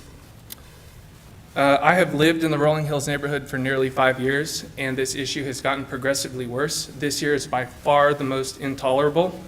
I am unable to open my windows in my house to allow the cooling Delta breeze into my home because the noise is So extreme and offensive, highly disturbing noise levels that are created by these peafowl during the quiet hours, designated in the Fairfield Regulation, Chapter 25, Article X, the noise regulations, states under its purpose that it is the policy of the city of Fairfield to protect its citizens from the harmful and annoying effects of excessive noise. This ordinance is established to regulate and control disturbing, excessive, and offensive noise. More specifically, it mentions animals and fowl. It is prohibited to keep or maintain, and I'm citing this, it is prohibited to keep or maintain any animal, crowing rooster, or fowl, which by any persistent sound or cry shall disturb a reasonable person owning, using, or occupying property in the neighborhood. That would be myself and the neighbors that I've distributed their individual letters to you. Please look at those. A lot of them couldn't be here tonight. My recommendations are as follows. I want to commend the city for their work in trapping. I think it's very good that they're rehoming, and we want to encourage that. We don't want to hurt the peafowl. You have 15 seconds. I encourage the city to place more traps in the city-owned green belts that meander through the neighborhood of the Rolling Hills community. And the traps should have signage that states anyone tampering with the traps will face a penalty. Most importantly, the traps should have surveillance cameras. And I do believe that an ordinance, if it's adopted to prevent feeding or watering in the neighborhoods, will help prevent the spread of this invasive species in other neighborhoods. Thank you for your time. Thank you, Brett. Our next speaker is Sherwin Harris, to be followed by Kirsten Doherty.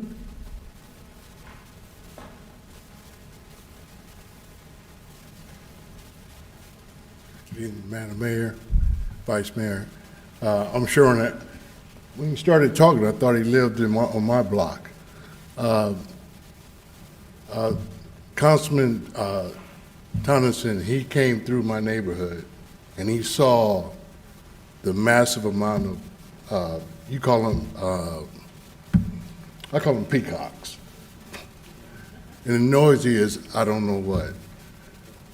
I get up every morning at 5 o'clock. I go to sleep around 11:30. So I got 5.5 hours, 6 hours. Those birds, at those decimals that that gentleman just spoke about, that's what's happening. So you can tell that my sleep is very fractured, to say the least. And this has gotten progressively worse over the last year and a half. I have neighbors, 2, that feed these peacocks. Nobody else does, just these 2. This one peacock comes to his garage doors and makes that irritating noise at 5:30 a.m. every day. And he's saying, feed me. Then in the evening, they come through, they defecate all over your side. I just spent over $10,000 paving my driveway, ruined. My roof, when they land on your roof, it's like a crash, and you're shocked. I have read that article in LA. They do enforce that law. They have enforced that law. And why I tried to domesticate a fowl, that's wild.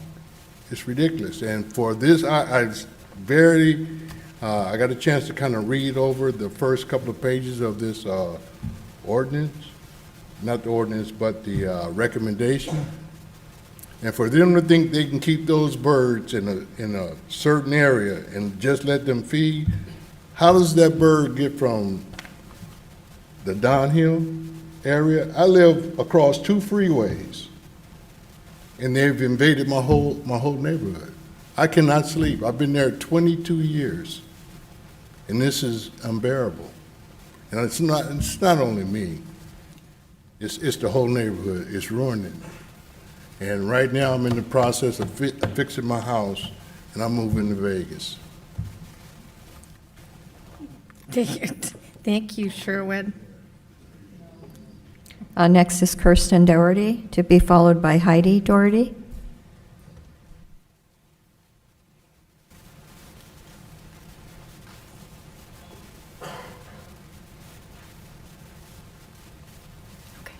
Good evening, everyone. My name is Kirsten Doherty, and I live in Rolling Hills. I was actually born and raised in this neighborhood, so I grew up with the peafowl in a sense. I have always loved seeing the peacocks around the neighborhood. I thought it was the most unique and fun experience to have. I graduated from UC Davis, got my master's, and bought a house at 24 years old on Fieldcrest Avenue in Rolling Hills in December. I'd like to think the peafowl were a big influence on me wanting to stay in this neighborhood. I love and care about them. Over the course of 3 days in the morning and evening time, the number of peacocks, peahens, and pea chicks were recorded in the neighborhood. The average number of peafowl collected was 88, which is a much lower number than the 180 provided by others. I strongly believe that creating an ordinance to stop feeding peafowl in residents' yards is unrealistic and unnecessary. They are wildlife and are going to continue to roam, regardless if they are being fed. It was stated by law enforcement that recorded evidence would be needed of residents actively feeding the peafowl. I fear that neighbors trying to record others outside their homes will ultimately pit neighbors against each other and create an intrusive environment. I think we should continue to have daily feeding at the Dunnell property. I have provided a picture of my niece helping feed the peafowl on our feeding day, and she loves the peafowl just as much as me. Along with this, residents should continue to become educated on which flowers and plants peafowl do not eat to increase the likelihood of peafowl staying in their yard, or decrease the likelihood of peafowl staying in the yard. However, the peafowl will still roam the neighborhood as it is in their nature. I also strongly believe that allowing residents to trap on their property is inhumane and unsafe. Even if information is provided on how to safely trap and relocate them, I do not trust that residents will follow such protocols if this happened. There are neighbors who threaten to shoot and euthanize the peafowl, and do I trust those same individuals to trap safely in their yards? Absolutely not. These are the kind of neighbors that will likely trap the peafowl and either kill, sell, or relocate them inhumanely. I think that the city should continue to do the trapping at appropriate times, as they have the resources to trap properly and relocate the peafowl to appropriate locations. However, with an average of 88 peafowl in our neighborhood, I personally do not believe that trapping is appropriate at this time. Yearly counting should be done to ensure that we are maintaining an accurate number of peafowl and having the city trap when the appropriate number is exceeded. In all, I do not think the ordinance is beneficial, and allowing residents to trap is outrageous. It will cause anger, destruction, and division among neighbors. There are bigger, more serious issues surrounding the city of Fairfield that I am sure officials and law enforcement would like to dedicate their time to. Thank you for hearing my thoughts and concerns this evening. I know there are others who feel the same way as me in Rolling Hills. We love the peacocks and enjoy their presence in our neighborhood. Thank you. Thank you, Kristen. Kristen. Next is Heidi Doherty.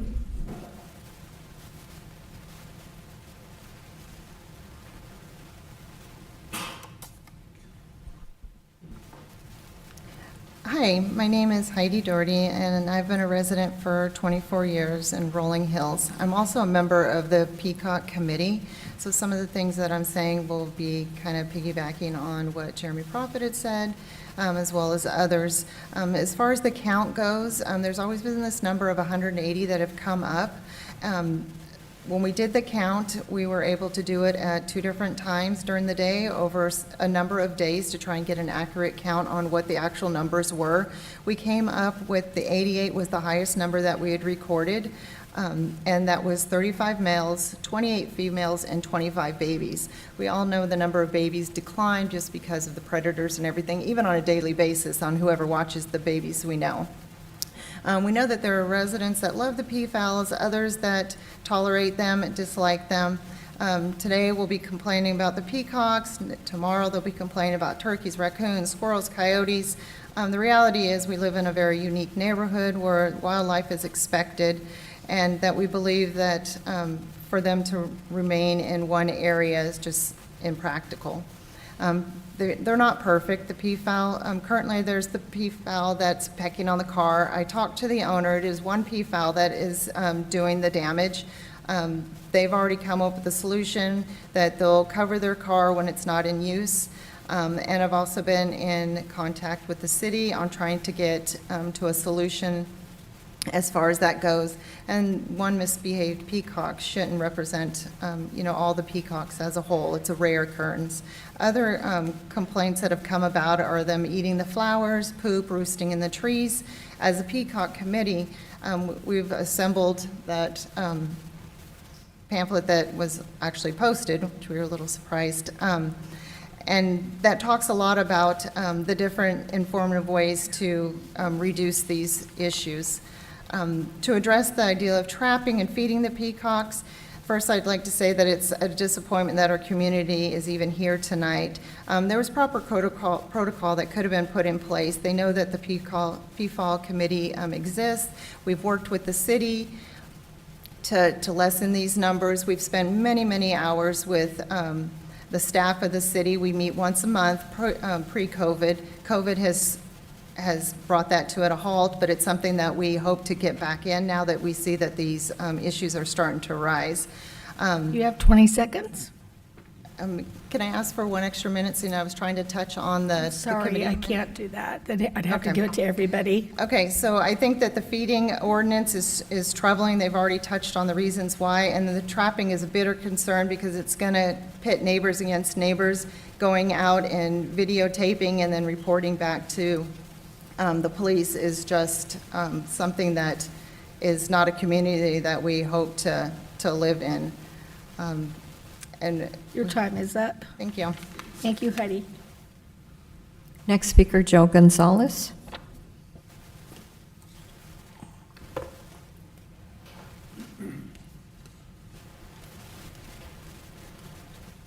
Hello. My name is Joe Gonzalez. Well, it sounds like Fairfield has a pooping issue on the west side. First, there's the turkeys, wild turkeys that came down in the early 80s from Rancho. They started crossing Waterman after they did Waterman to get to Rancho Solano. Now, they're nesting over by the soccer field. But the peacocks didn't come till later because Rolling Hill wasn't totally done then. So I understand what these people are going through because we've had the turkeys for a while now, okay? So that's an issue also. I don't know if any of you remember Palby's, the restaurant on Highway 29. What did they have? They had a big, Aviary. cage, for them. Yes. I don't know if that's a solution or not for these folks over there, but we can't keep all the birds in a cage, not the way they're populating. Yes, the poop is like, I go through the same problem with them. They've got the peacocks, we got the wild turkeys, but they are nesting over by the soccer field off of Wood Creek. Yes. And now they have young ones. So where does it stop? Okay? Thank you. Thank you, Joe. And does anyone else want to speak on the issue? Okay. Can you come and fill out a card too when you're, oh, you have one. Thank you. And then I do have one hand raised online. All right. And Beatrice Serrano. Thank you. Hi, Beatrice. Hello. Good evening, everybody. I just want to address, I know people are saying they're from different parts, Rolling Hills. Come from Marigold. So the flower streets, we have a really bad problem there as well. We have some residents that love them, same thing, some hate it. When we first got them, I was like, oh, how beautiful, until they started scratching and damaging our cars. It all comes down to damage. If they don't damage your house, then you feel no problems, of course, because you're not feeling it. But I have a skylight, they have made cracks in a skylight and a roof. We've had bad rains, it is now starting to leak. Whose problem is that? It's mine. That's thousands of dollars that I have to pay for them to redo that. It's a skylight, like they're different from turkeys because turkeys, they're more heavier. These fly up in the trees where they nest. They're all over our brand new roofs, our skylights, our solar panels that we have to constantly scrub. It's a constant nuisance of scrubbing and cleaning up after them. We have neighbors that pour bird seeds in front of my house so they could come to us. That's not fair. And yes, they nest literally on both sides. So I hear their squeak. It's annoying, but they are beautiful. We just need to find a resolution to this, and it mainly comes down to cost. Thousands of dollars, who do we report this to? There's scratches, and we have black cars. It's embedded in my cars. I have the car wash thing from Fairfield for Seven Flags. It has stripped the paint because I go there every other day. That's how bad it is. It's just damage that they've done to my property alone. No one is responsible or doing anything about that. I am cleaning it up. I am paying the damages. So that's my main concern. If anybody they're beautiful birds from afar. We have people that have crashed into our cars because they will stop in front of you unless you just drive fast. They'll just stop and then cause a nuisance that way. We've had people hit our cars because of this. It's sort of dumb talking about birds, but it has been a nuisance. So, neighbors some will say yes, some will say no, and to each his own. But unless the damage is done to your specific property, then you will have no clue. Unless you could come to my house, spend the night, you could take them home. I don't care. I need something done financially of what you're gonna do. Because that's my main thing is financially. It is thousands of dollars for a paint job, it's scratching, and, we all work. I have 3 jobs. So, if I wasn't, home all the time, one of them is based at home. So when I'm on a call with a client, rah, rah, rah, I'm hearing them squeak, in the background. So it puts a toll on my business. I do have, run a business. I run 2. So that's the main thing. It's just what we're going to do financially. Thank you, Beatrice. I have another card now from Thea Hansen.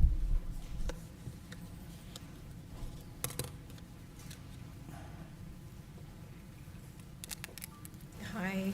I didn't come prepared or anything. I've just been listening to everybody talk. I was on the last Peafowl committee. I am also the person that's the head chair for the feeding committee. What I'd like to say is I've listened to what everybody here had to say. I'm sorry about the lady's house, but we also have our CCNRs when everybody purchases a home, so they know that the Peafowl are there. Also, we started the feeding program for the Peafowl in the Donnell Park to attract the Peafowl to Donnell Park, because people were complaining all the time about them being out in the neighborhood and the poop and all that. The feeding program was very successful until this spring. They trapped 33 birds, is that what you got? And because now the birds, when they're feeding, there's only a few birds. Most of the birds were going there when we were feeding them before the trapping. Now they're afraid to go there. So when they feed, there's only a few birds there. So my suggestion was to feed on the other side of Hillborn. Is not to feed, to trap, so that they'll come back to the Donnell Park. Because a lot of the people that are complaining are on the school side of Donnell, of Hillborn, and not on the park side. The people that are more passionate are on the other side. I don't feel that creating an ordinance to feed them is a positive way to go about it.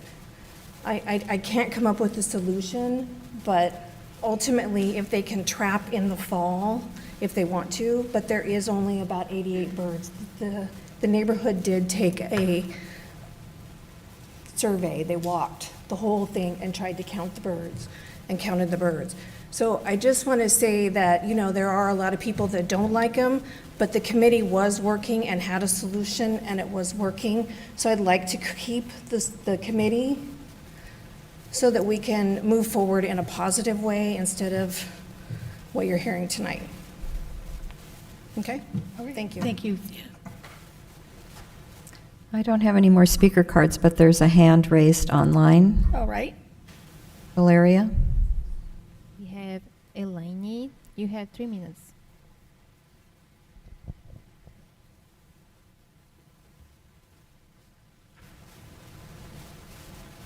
Hello, did you call for Elaine? Yes, you did. Mm-hmm. Can you hear me okay? No. Please speak up. Okay. Can you hear me better now?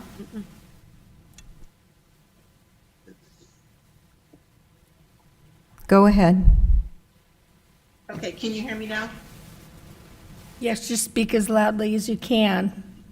Okay. So thank you, Mayor Moy and City Council members. My name is Elaine Gatka. My husband and I have lived in Rolling Hills, in the Rolling Hills neighborhood for over 20 years and have seen the population of peafowl grow significantly each year. We're now overrun with peafowl. When we first moved in, there were maybe 30 to 50 peafowl, and now it seems like there's hundreds. I've heard the number of 88. I can't imagine that there's not more than that with the number that we see just in our little neighborhood alone. We do enjoy seeing them, however, they are prolific to the point where they're no longer enjoyable, rather they've become a nuisance. There are far too many in the neighborhood and it's causing many problems, including excessive noise, destruction of property, most recently the scratching of the resident's vehicle that you have photos of. Just a couple of months ago, there were approximately 6 peafowl on our back patio cover, and one even laid an egg up there. In the evening, the noise level of their calls sounds like we're living in Jurassic Park. The peafowl population continues to increase, as well as the problems. Rolling Hills is no longer a serene place to live, and we need to get our quiet neighborhood back. As the communications chair board member of the Rolling Hills Neighborhood Network, I've sent numerous emails over the past few years to our residents asking them not to feed the peafowl at their homes. They've been advised that we have a feeding program in place where the peafowl are fed by volunteers at the Dunnell property in order to keep them where they live, yet several residents still feed them. This is contributing to the peafowl crossing Hilborn away from their home, and they're getting hit and killed by cars. As you know, that Hilborn is a thoroughfare throughout the neighborhood. The signs that were installed on the Hillridge side have helped, however, more needs to be done. As a resident of Rolling Hills, I am in full support of the following. Expanding the trapping of peafowl on private property, but by the city. I'm not saying that residents should be trapping them. They need to be done by professionals so that they're not injured. And they would need to be approved by the resident if they're going to trap them on their property. To craft the ordinance to prevent residents from tampering with the traps, and to make it illegal to feed them on residential property, which now it sounds like that's may or may not work. We must increase the rehoming in order to reduce the peafowl population while getting them back to the Dunnell property. The consequences of residents, the consequences of residents' good intentions is causing harm to the peafowl overall and ruining our community. So thank you very much for your time. Thank you. Thank you. Any other comments, Madam Clerk? No, did Anybody anyone else want to speak? Mayor Moy, I have a letter here from a resident that contacted me and asked me to read this into the record. May I do that, please? Yes, go ahead. Okay. So, good evening, Mayor, City Council. Peafowl are leaving the Dunnell property. The City of Fairfield did major construction work at the Dunnell property to turn it into Dunnell Nature Park, which caused many of the peafowl to leave. The machinery, loud noise, etc., pushed many of these birds from the Dunnell Nature Park property out into the residential area to roost in the trees along the streets, mainly Hillridge Ave, at the time of this construction. The peafowl still roost in the trees along Hillridge, but for the last few years, the peafowl have been crossing Hilborn Drive for food, fed by residents, also to have babies and to roost in our trees. These babies that are hatched here will never know the Dunnell property. The females will most likely return every year to the same area to lay their eggs. More live off the site of the Dunnell property than live on the site. Homeowners feeding the peafowl is what's drawing the peafowl away from the Dunnell property. The Peafowl Feeding Committee feeds the peafowl at the Dunnell property Monday through Sunday in an attempt to get the peafowl to return to the property, which in this resident's opinion is not working. This resident would suggest the City of Fairfield stop trapping at the Dunnell property for now. The reason is the population is down at the Dunnell property. The ones that are left at the property should stay there. The ones that have left the property should be the ones trapped and relocated. Neighbors have volunteered their personal property for the city to place traps on for the capture and relocation of the peafowl. Other complaints from residents are peafowls are on their roofs, vehicles, solar panels, skylights, skyscrapings are destroyed. feces all over the driveway and sidewalks. 2 ordinances needed for the community concerning the peafowl. Both of the following are part of the Rancho Palos Verde ordinances. Number 1, no feeding, i.e. food or water, on residential property. Number 2, no person shall prevent or interfere with the trapping and relocation of peafowl either on public or private property by releasing any captured peafowl or by damaging, disabling, or disengaging any peafowl trap. The peafowl roosting in the trees are a nuisance, loud, late evening, 9 p.m., 10 p.m., early morning, 4 a.m. to 7 a.m., and each year they intrude more into our neighborhood. Some neighbors are allowing the birds to remain in their backyards to lay eggs, etc., keeping the peafowl as pets. The Donnells control the population by poking holes in the eggs. There is no, quote, control, close quote, of the population now. This is a residential neighborhood. Ask yourself, is it normal to have these wild birds out of control, roaming the neighborhood all over your house and property, making loud noises and roosting wherever they choose? I think not. Thanks, a concerned homeowner. Thank you for reading that, Madam Vice Mayor. Is there anybody else? All righty, then we'll go ahead. You have one more speaker. Oh, you got one more.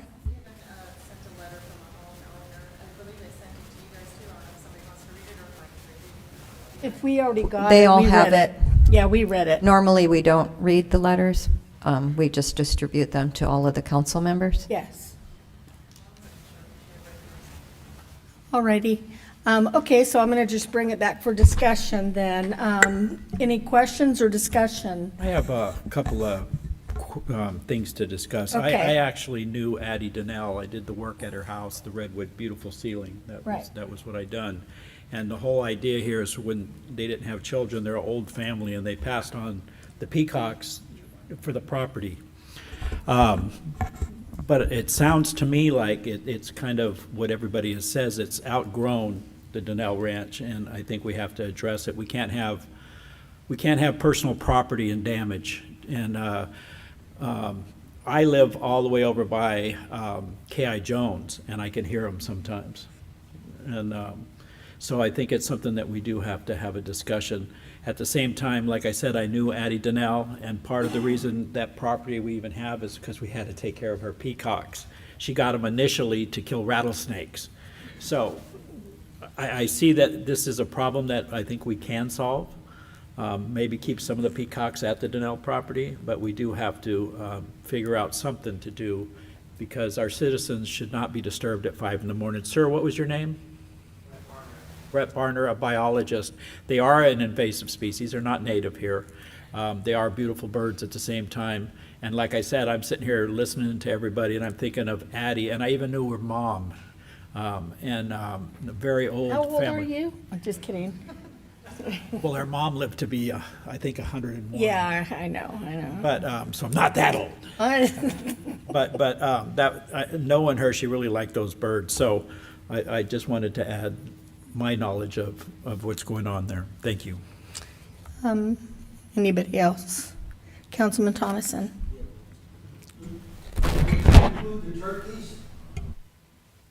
That'll be another day. No, sir. The Yeah. turkeys are a native bird, and they have other protections. Councilman Thomason. So I haven't seen the CCNRs. If the CCNRs are, they're usually fairly specific. So if they're talking about that the peafowl are allowed, it's probably within a particularly confined area. Would be my guess. I haven't seen the CCNRs.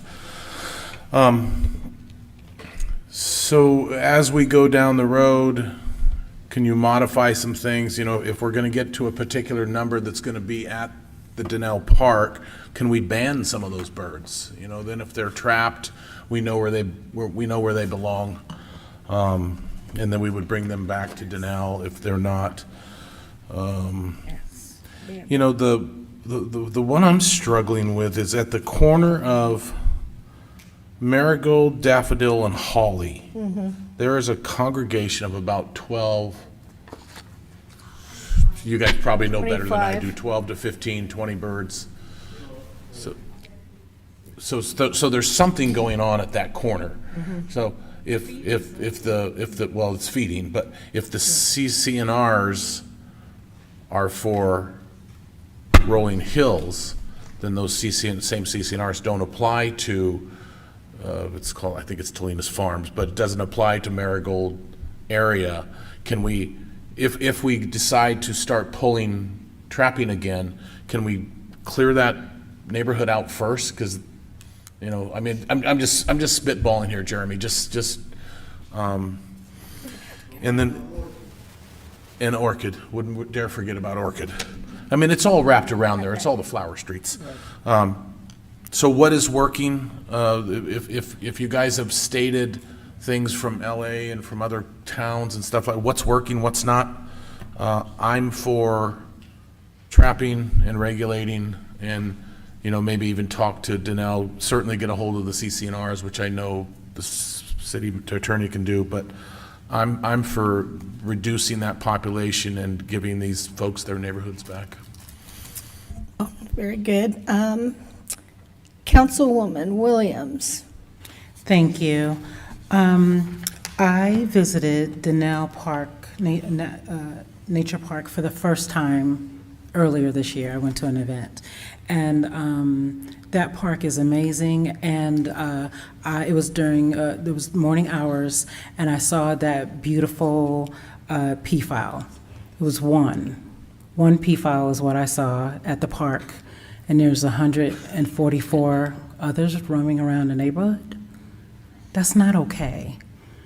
You know, I didn't understand. Well, I want to thank the community for coming out here, for sending these emails, for sending these letters. We have copies of it. You have made this problem so crystal clear, because I can't relate, but through your letters and what you're saying, I can see what is happening, and it sounds like a nightmare. I think I am ready to make, some hard, I'm not trying to be anti-beautiful bird, anti-peafowl, but I just don't believe that they belong in the neighborhoods. I think we need to make some hard decisions. If the park was meant for 20, we should have 20 in there. They should be, we should have high fences. I don't know how to control birds, but there are zoos and different things that you don't see wild animals leaving the zoo. So I just feel like we should have that limited amount that park was meant for. It should be contained in there, and the rest of the peafowl, I think we should find some land, nature homes. I don't know. That's for y'all to figure it out. I just want to, there are. I'm assuming there are, rescue areas, rescue land, sanctuaries, whatever they're called, for these extra birds, and I think they should be gathered up and brought there. They don't belong in the city of Fairfield. They don't belong messing around with these people's cars and their houses and their roofs. I can't even imagine. I have a limited budget. I can't imagine a peafowl scratching the heck out of my car and my roofs. Not okay. So, I'm ready to make hard decisions. Call me the anti-peafowl lady. Like, let's do it. Let's scoot out 100 of them. That's what I have to say. Thank you, Councilwoman Williams. Madam Vice Mayor. Thank you for everyone who came out, who so thoughtfully prepared for this meeting. I'm a Rolling Hills resident as well. And I just want to emphasize the matter of fact that the Donnell property was put there for the peacocks. That was their intended home. That should be their intended home. Because when it's not their intended home, then this results. And, the Donnell property is a beautiful place. They have a feeding program in place and anybody from the neighborhood can come down to the Donnell property during the feeding times and feed the birds. So if you want to feed the peafowl, feed them where they live and where they belong, and then we don't have these problems. But I cannot lend a deaf ear to residents who are saying, this is costing me thousands of dollars. I have residents sending me recordings like, hey Pam, this is 10 o'clock at night. Check out what I'm listening to. Wow. I mean, it's becoming an impediment to the enjoyment of our homes. And we don't want that. And we don't want the peafowl crossing Interstate Hillborn, which is, sometimes the traffic on Hillborn is just dangerous. For these birds to be walking around, it's not the birds' fault. The birds are going to they're going to go where the food is. That's the nature of these birds, I guess. And so my point is that the Donnell property was built for the intended purpose of housing these birds. Let's make that happen. The question is, how do we make that happen? Jeremy, so you're saying and I hear what you're saying, the ordinance, we don't want to pit neighbors against each other. We don't want to do that. We have a wonderful neighborhood. And we don't want people, squealing on their neighbors and the animosity and all that kind of stuff. But my question to you, since you've done such great research, is what will work here? Because we need to make some hard decisions. We need relief. And I can hear them from my house. And I live on Sanctuary, far away from the park. I can hear them on my porch. So the next stop is on Sanctuary Drive. And I'm here to tell you right now, that's going to be a problem. Nesting in my trees. And I can't sleep. I work too. I can't do that. So we need a solution that's going to help us as a community move forward with action. Loving the birds, wanting the birds where they belong. And we all go down there, but like Councilwoman Williams said, she went to the Donnell property, there's one bird there. And there are way more than that in the community. So, sir, what do you think would be a resolution? I mean, educating, I don't think that's going to be effective because we have been educating. You heard the speaker on the phone say that the Rolling Hood Neighborhood Network is real great at communicating information. Please don't feed the birds. Feed the birds at the Donnell property. So what do you think is working in other communities? Those are good questions, Vice Mayor. So what I mean education is this area, and very familiar with this area and have a passion for Rolling Hills, but not all the neighborhoods communicate. They're on different wavelengths. Some support Peafowl, some don't. We need to bring all those neighborhoods together to educate them about the feeding and the necessaries. That's just one part of it. I think thinning the pride, the herd, whatever we want to call the flock, is crucial to reducing this issue. These Southern California ordinances have since been revamped as of this year because they've successfully thinned the herd, for lack of better terms.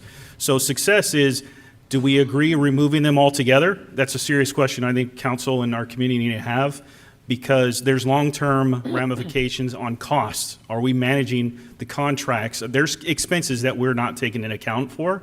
I'm not saying that's the end game, but do we account for those costs to either manage, because most of the city staff are not wildlife managers, but we need to now manage that.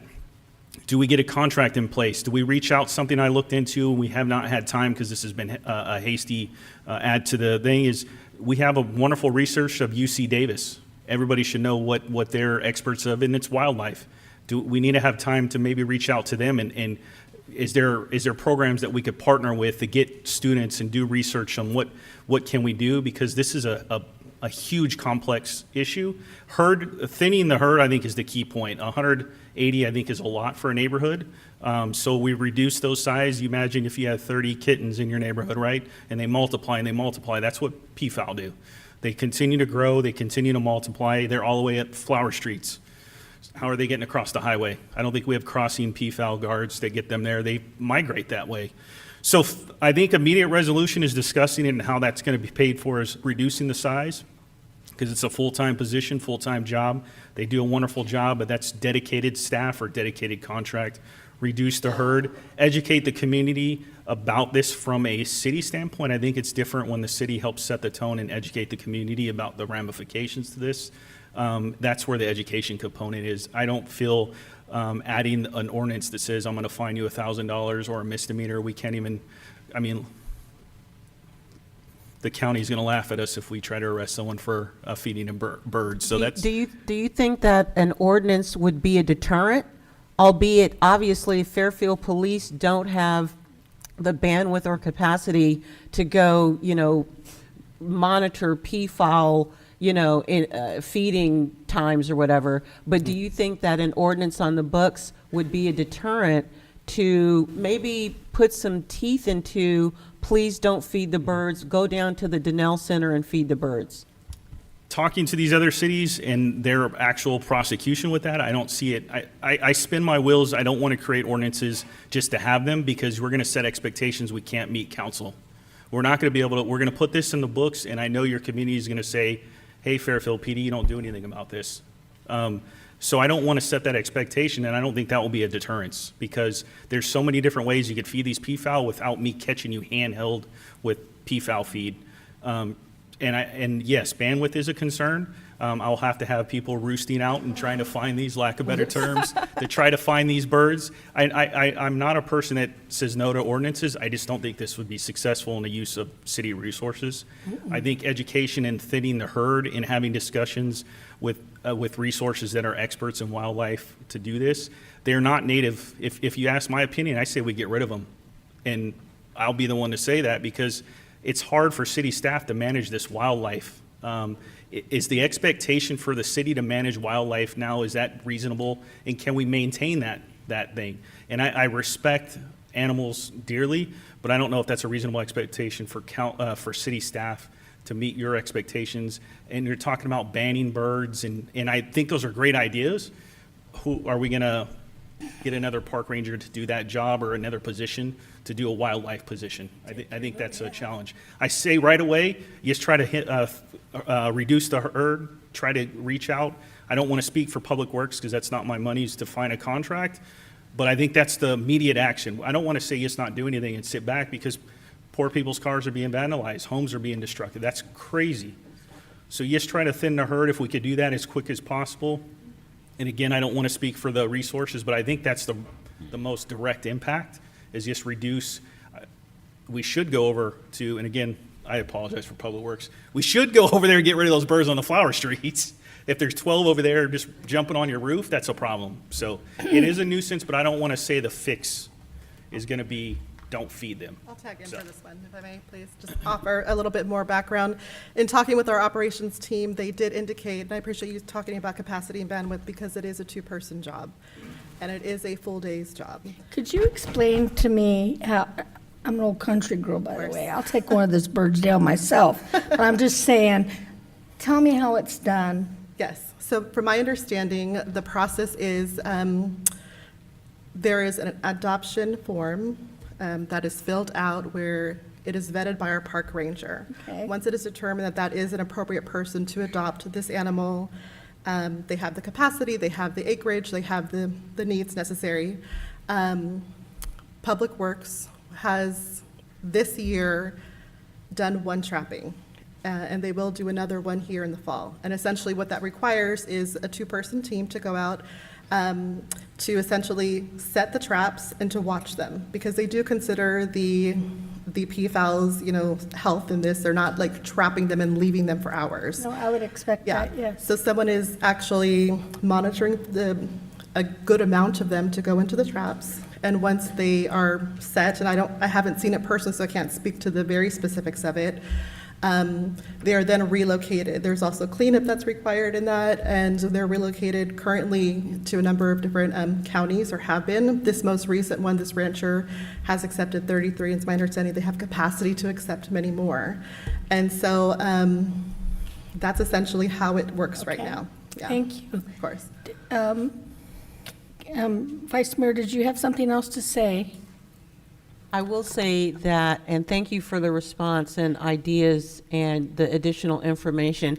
I will say that if this council decides to take the recommendation and start the thinning process immediately, I would much rather see, although burdensome, I would much rather see professionals do the trapping than individual homeowners do the trapping that may not do it properly, that may injure the birds. I mean, I would at least hope that we will be humane enough to have people who know what they're doing do the trapping properly and then relocate the birds to a sanctuary where they can flourish and, you know, and live. And that's not Sanctuary Drive. I meant a sanctuary, you know, someplace where they can do what they do, right? And be happy. So private property owners trapping, I for one would not like that. I know it'll be burdensome, but I would say,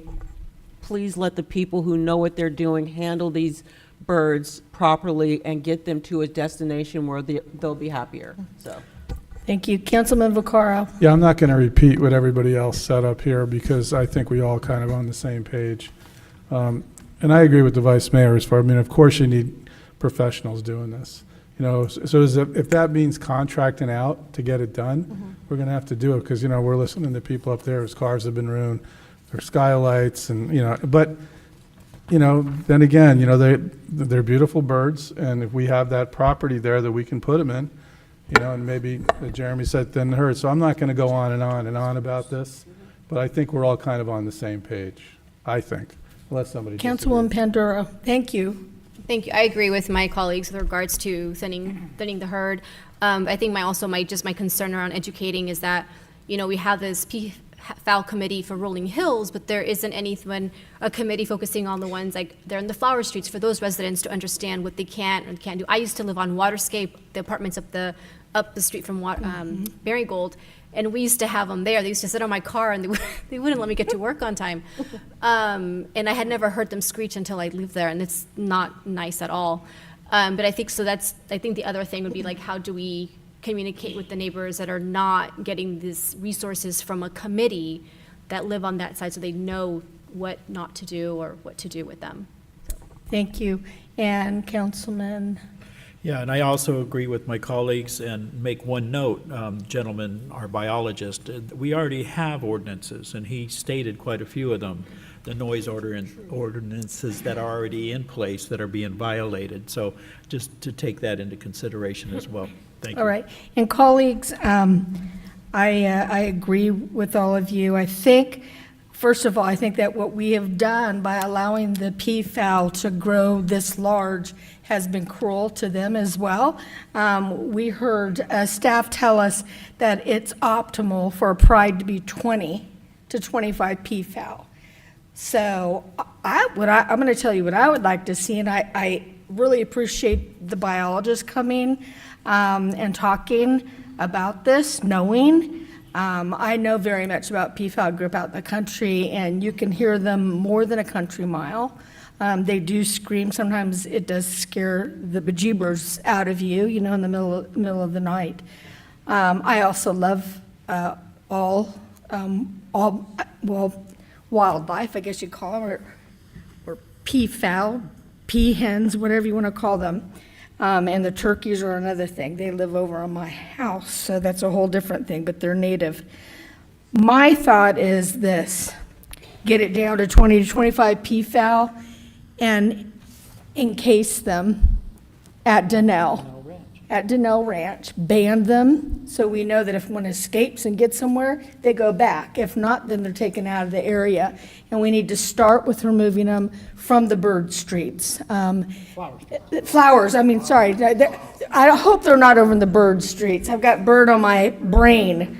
The flower streets, because that's the furthest part as far as we know. I would like to see the CCNRs as well. However, I think just we need to put them back where they belong. And maybe tall fencing around there. You know, I'm not sure, I'm not a bird expert that way, but it's gonna cost money. But we took the property, and Ms. Donnell, the Donnells, loved those birds. So we owe it to them, I think, to keep them, and neighbors can come down and feed the bird and visit them down at the Denal property. I think it's that simple. So do you need something beyond that kind of direction? Do you need a motion or? No, I think we've gotten clear direction. One of the things that we'll do is we'll work on identifying a contractual way in order for us to reduce this population. And at some point, after we're able to put that information together and put together sort of a comprehensive game plan, we'll report back to the city council with that on how and when we'll be able to start to reduce these birds down to the numbers that have been discussed here tonight. And City Manager, can we start with the flower streets? Yes, absolutely. Thank you. Thank you. And Staff Madam does- Mayor, just, Yes, I've heard a sorry. number of council members say they want to look at the CCNR, so I'll work on getting those pulled and doing an examination of it. Thank you, Mr. City Attorney. Appreciate that. And the we do- CCNRs are Rolling Hills. Yeah, the CCNRs of Rolling Hills. We don't need the bird streets, of course, and we don't need the flower streets because they don't have those kind of CCNRs because there were no peafowl over there. And maybe all of Rolling Hills doesn't have it, but we need to find that out. So you're clear on direction? Yes, thank you. And we're going to take a 10-minute break. Yes. I just had a quick question. Have we reached out to because during the Parks Master Plan, I asked about the egrets, and I got contact information from the Bird Rescue Center. Have we reached out to ask them if they have any suggestions? We hadn't because this was specific to this particular type of poultry, for lack of a better term. So the focus was on this and to be responsive to council's request to get this agendized quickly. So we can, I'm grateful for that information if you want to hand it off. Yeah. Thank you. Thank you very much. We're going to come back at 8:45. Thank you.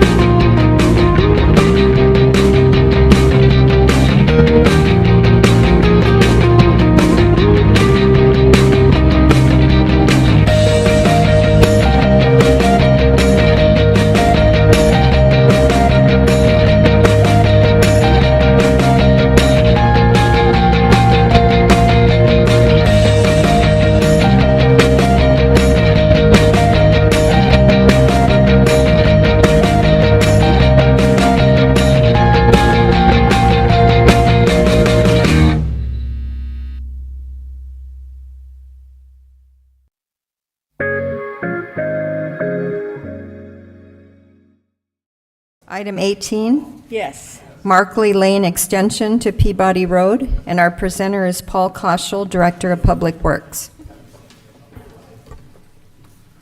Good evening, Madam Mayor and Madam Vice Mayor and Council. So just as a very brief reminder, on June 20th, staff provided some background, current status, and future plans for the realignment and reconnection of Markley Lane to Peabody Road. And again, as just a brief overview, Markley Lane, the construction of that project is part of a master plan unit development permit for planning area 3, which is an area south of the Hannigan train station, which is part of the overall larger train station specific plan.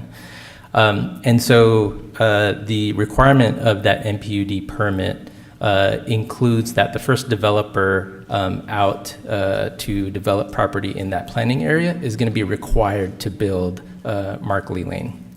However, at this time, the city doesn't have any entitlement applications for that planning area, and so because of that, the timeline for the construction of Markley is unknown.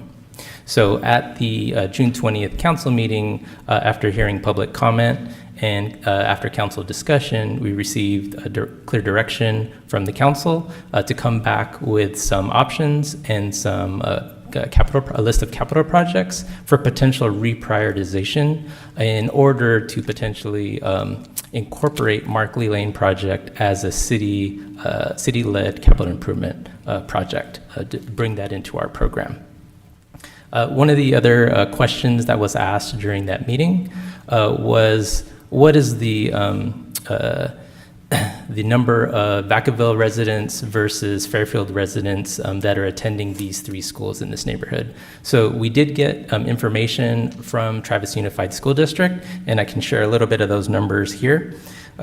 So in total, for the 3 schools, Fairfield residents comprise approximately 51%, Vacaville residents 42%, and then Travis Air Force Base 7%.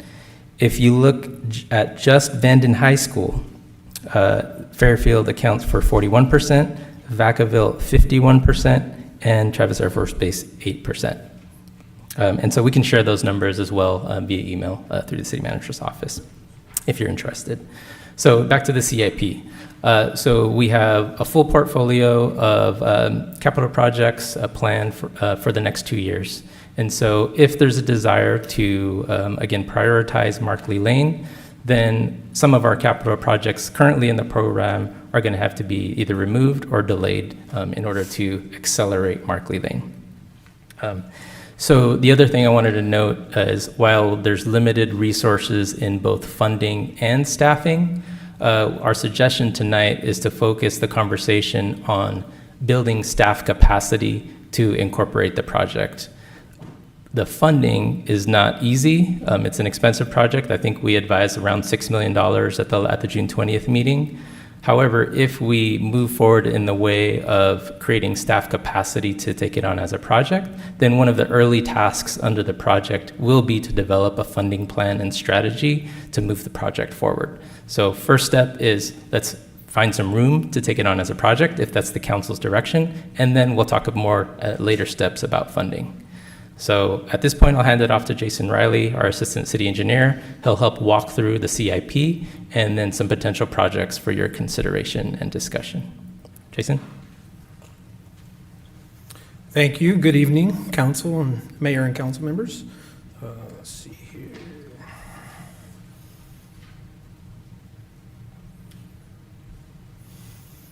So before we dive straight into reviewing the list of projects in the capital program, we thought it'd be beneficial to recap a few of the slides from the council study session in April that we had regarding the capital improvement program. And that'll provide a description of what the capital improvement program is, how it's developed, and then how Markley Lane extension might fit into that program. So 3 key definitions, those are the bold words, program, plan, and budget. The capital improvement program is a planning process. It's continuous. It's used to identify and track the capital improvement projects that construct or improve our city-owned assets. The process includes prioritization, funding, resourcing, and scheduling of our projects. The capital improvement plan is a 5-year window within the program.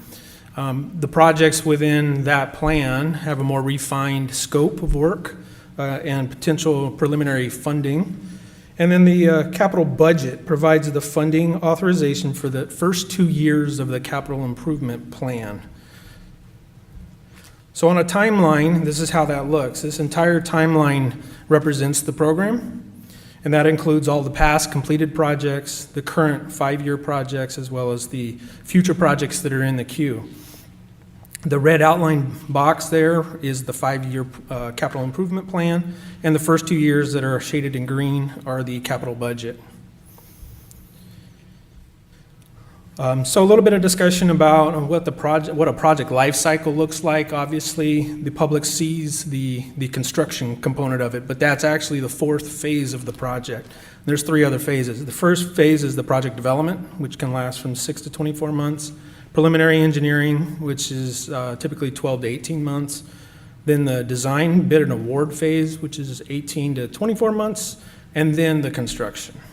And that typically, on a standard type project, is 12 to 36 months. So you can see the projects often span multiple fiscal years, and I think on June 20th, it was mentioned that this project would be 3 to 4 years for construction. So Markley Lane, how that fits in, we are currently, for this project, we are in the project development phase, and we're moving through that phase. So as we develop the capital improvement plan and budget, we go through several steps. The first being the stakeholder engagement, which is part of what we're doing tonight, seeking public comments as well as council direction. We prioritize the projects. We resource the projects for staff capacity. And then we move into funding identification, development of the recommended capital improvement plan, and then ultimately city council adoption of the capital budget. So for the Markley Lane project, this red box represents where we are. As I mentioned, we're seeking the council's direction and the public comment. We're going to be discussing prioritization of projects tonight and staff capacity and resourcing. And then we'll come back to the council as we work out options for funding and recommend an amendment, potential amendment to the capital improvement plan and budget. So the program, the overall program currently has 350 existing and future projects that are waiting in the queue. That totals more than $550 million. The current 5-year capital improvement plan represents 136 of those projects that total approximately $330 million. The capital improvement plan is broken into or represents 8 categories, 8 project types. That's golf, information technology, parks, public buildings, sewers, streets, transit, and water. What's interesting to note here is that although those categories may not compete for the same funding source, they all compete for the same staff resource capacity. And that's what we're discussing here tonight. So in order to shift our discussion towards prioritization and staff resource capacities, we need to know a little bit about project complexity. And the process that we use as engineer in the engineering division to evaluate the project list for capacity.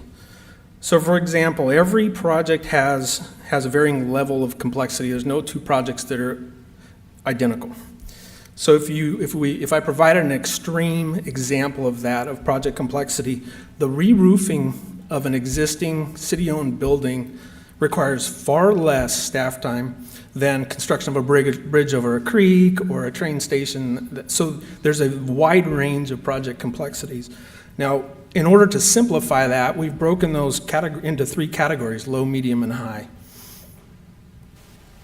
So for the Markley Lane project, relative to the projects that are within the CIP, that is a high complexity project because of the different environmental documentation and permitting, the right-of-way acquisition. We don't own the property, conceptual plans, coordination of utilities. There's a lot to that project that are, I don't want to say a drain, but that require staff resources. So there's 136 projects I mentioned in our capital improvement plan.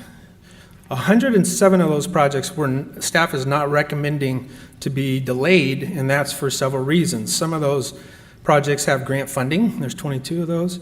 Some have regulatory requirements that need to be met within the next 5 years. A few of those projects are in final design and ready to bid in the next couple of months. 9 projects are under construction. 2 of the projects support the Heart of Fairfield initiative. And then we have the last 3 categories of information technology, operations, maintenance, and administrative projects, which don't require much, if any, resources from the engineering division. They're handled through other divisions or departments. So that leaves us with 29 potential projects to delay. And those are provided on the next 2 slides. This first slide, what we've done is list the projects that could potentially be delayed and their complexity categories. We further refined this list based on project necessity. For example, the central utility plant modernization is a very urgent project as it provides power to the entire Civic Center complex.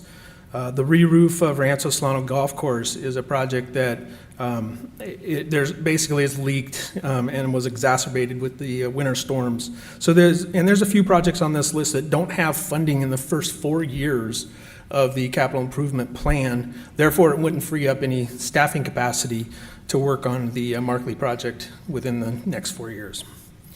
So with removing those projects, we came down to 15 projects that we feel could provide potentials to provide capacity to include the Markley project within the capital improvement program. So from those 15 projects, we developed 3 options. So it's important to note that the council could mix projects or substitute projects between the different options. However, we need to make sure we maintain the staffing capacity and complexities that we have currently under each of these options. Option 1 is the staff's recommended option. That would delay, and I'll go into a little more detail on these projects. Peabody Road widening from Airbase Parkway to Huntington Drive would widen the west side of Peabody Road, add another lane and sidewalk curb and gutter, and that's a medium complexity project. The Cordelia Community Park Playground Equipment Replacement Project is a low complexity, but does require staff time from engineering division. And then the Cement Hill Reservoir Valve and Mixing Improvements, again, it's a low complexity project, and we would delay that project till fiscal year 27. The Peabody Road, one thing I forgot to mention, the Peabody Road widening project, we do have another capital improvement project, which is Fire Station 39, that is immediately adjacent to that west side of Peabody Road. So there would be temporary driveways to access the fire station site until that eventually could be widened. Option 2 would be to delay the Hale Ranch Road water transmission main replacement project, and we would delay that project until fiscal year 28. Delay the Rancho Solano pavement maintenance project to fiscal year 28. And currently in the capital improvement plan, that is broken into 3 projects, and we would look at combining those projects into a single project in fiscal year 28. And then delay the Lee Bell Park restroom project to fiscal year 28, which is currently shown, I believe, in fiscal year 26 to be funded. And the third option is all low complexity projects. We had no more medium or highs on our list to add to this third option. So these are all low complexity category. The citywide pavement maintenance for 3 years, we would potentially delay that to begin the design in 27 and construct in 28.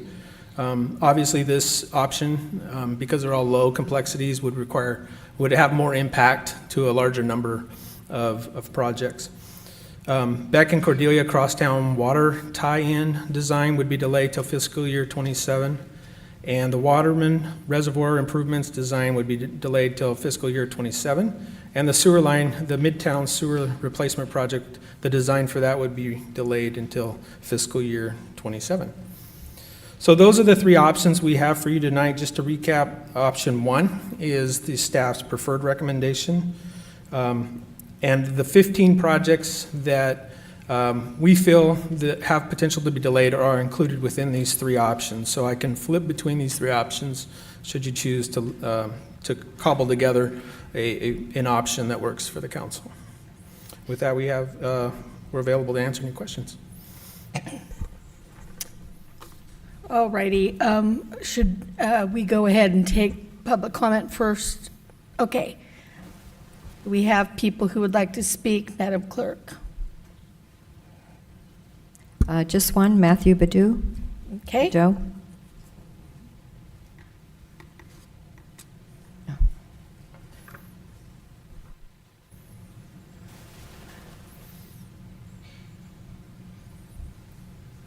I'd like to leave this for Dave. Okay. Thank you. David, there's some questions there. I'm not looking for answers tonight. Thank you, everybody. Thank you for what you just did, because there's like 2 paragraphs I could skip over because I appreciate you being proactive. In your decision-making, how you want to up this, I would like to bring a few things. Some of this is water under the bridge, but I think it needs to be said very nicely. The other thing is we can do numbers of kids and this city, that city, or we can do numbers of staff from this city to that city. But at the end of the day, if you had Google Map in front of you and you looked how many people are there, and the only way to get in and out is very restricted. And I hate coming up and saying this because you don't know who's listening and who's going to get in this time and stuff. So anyway, if I could just read this real quick, Mayor, I think I got it down in the time limit. The conditions of the master plan unit development permit for the train station Pacific plan includes an estimate for the cost of the new Markley Lane improvements from Peabody to just before the proposed roundabout at Viking Markley Lane. This estimate is about $1.8 million, which is less than the $5.6 million that we talked about at the last meeting. The question, I'm not looking for an answer, where did the city manager obtain a bid on the reconstruction of the new Markley Lane from Peabody to Viking?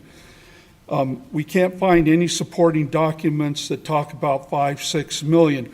We understand there's a roundabout there. We understand that STA gets grant money for that roundabout. It would be really cool to put that roundabout there because it'd save another $350,000 so the city didn't have to put a stoplight there. But you don't put a roundabout, in my opinion, and others, where it's 25 yards from the student parking lot at a high school where all the kids that are driving there are new drivers. It just makes for an unsafe environment. The Cannon Station LLC development agreement does not appear to mention any conditions or requirements to build out the new Markley Lane. I was only able to find the conditions of Markley Lane set forth in the city interoffice memo, which I sent all of this to council members and the links on there if you've never seen it. Not sure why the city would condition the construction of any necessary and critical roadway like New Markley Lane on the development of a project that is unlikely to ever be constructed given the environmental... You have 10 seconds. Pardon me? 10 seconds. Can I have another 30 to finish? I'll give you 30 seconds. Thank you. Environmental challenge such as vernal pools, drainage, water issues, high power lines, etc. It appears that the new Markley Lane should have been constructed, and again, water under the bridge, I'm not being negative, should have been constructed when Peabody Road overpass was built. STA wrote a report in 2012 that was provided to MTC indicating that the Peabody overpass would help families get their kids to Travis Unified School off Markley Lane. However, this is not the case since that wasn't followed through. Again, I gave you the link to that report and what STA said. Again, that's water under the bridge. I surely appreciate this forward movement. You know, I know this is a tough road, but please, if you would, tomorrow for me, and I'll owe you all a favor, take a minute, Google map that, look at it on your computers, look at all the schools and all the kids. We don't care if they come from Fairfield or Vacaville, and look how the kids get there and get home. And if one road's blocked or there's another fire like we had, how are we going to get those kids out of there? So thank you, and I so appreciate you. Thank you, Matthew. Madam Clerk, anybody online? No, and I don't have any other speaker cards. No, they're all asleep. Yeah, so am I. Anyway, no, I was wide awake for that, Matthew, just kidding. Okay, I wanted to tell you that I had a meeting, because I got these numbers that we heard tonight. It is, as we heard last time, and we've talked about a little bit, it shouldn't be all our cost with so many kids, especially the drivers, coming from Vacaville. And so I spoke and had the mayor in a meeting of Vacaville and also Supervisor Mashburn. And they both agreed that they would do everything they could to help us fund this, because they understand that the kids are not just coming from Fairfield. And Matthew is right, we need to do something, but I just wanted to let you know that they agreed wholeheartedly that they would do that. So I thought I should tell you before any other discussion.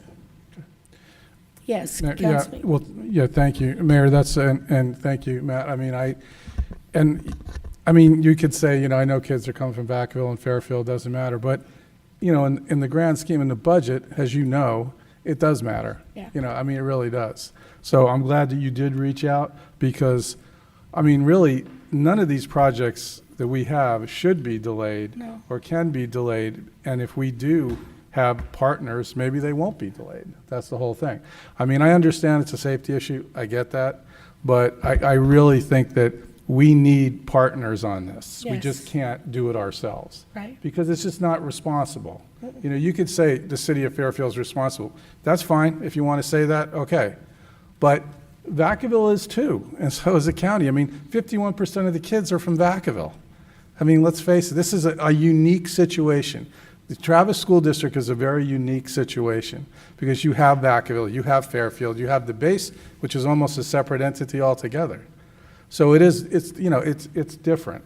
So that's why I think it definitely needs to have some type of partnership before we do anything, Right. which I'm not saying we won't. I'm just saying that's what we need, in my opinion. So. Councilman Carr?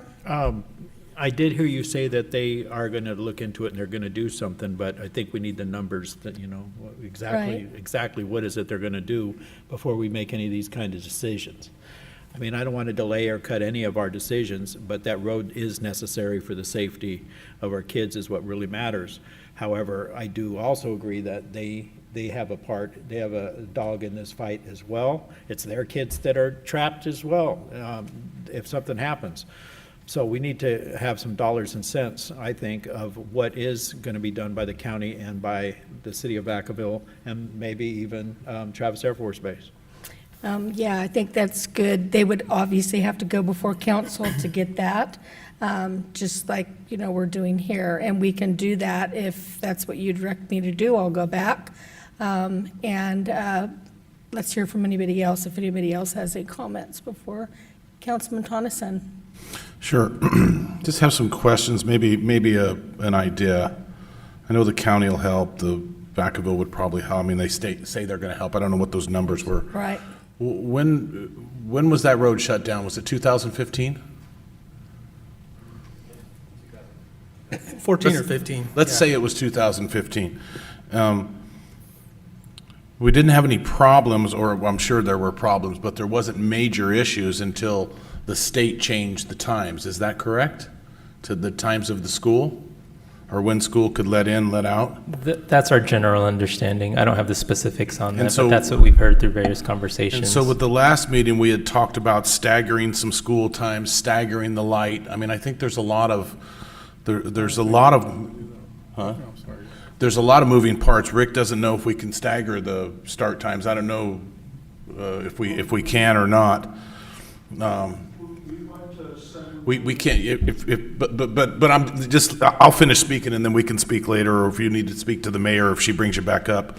But if we're attempting to split school times. So in the meantime, we're doing what we can do. We're doing some little things. We know that if $6 million dropped into our lap tomorrow, it'd be 3 or 4 years before we could do this. Right. So what I would suggest, and you know, the mayor and the vice mayor, you guys are really into this one, is why don't we form a subcommittee and you two can be the committee members and we can see where we can get these funds, because I think we need to go to the legislature, and I mean, you guys are better at that than I am, but trying to, you know, to bring these funds, it's not, I mean, we have the school boards involved, we have Vacaville involved, we have, I mean, there's so many people involved. If we went to the, and I don't know the legislator lingo, but you guys have been on this council for a long time. I would make a suggestion to have like a subcommittee and really take a hard look at this and get you two out front.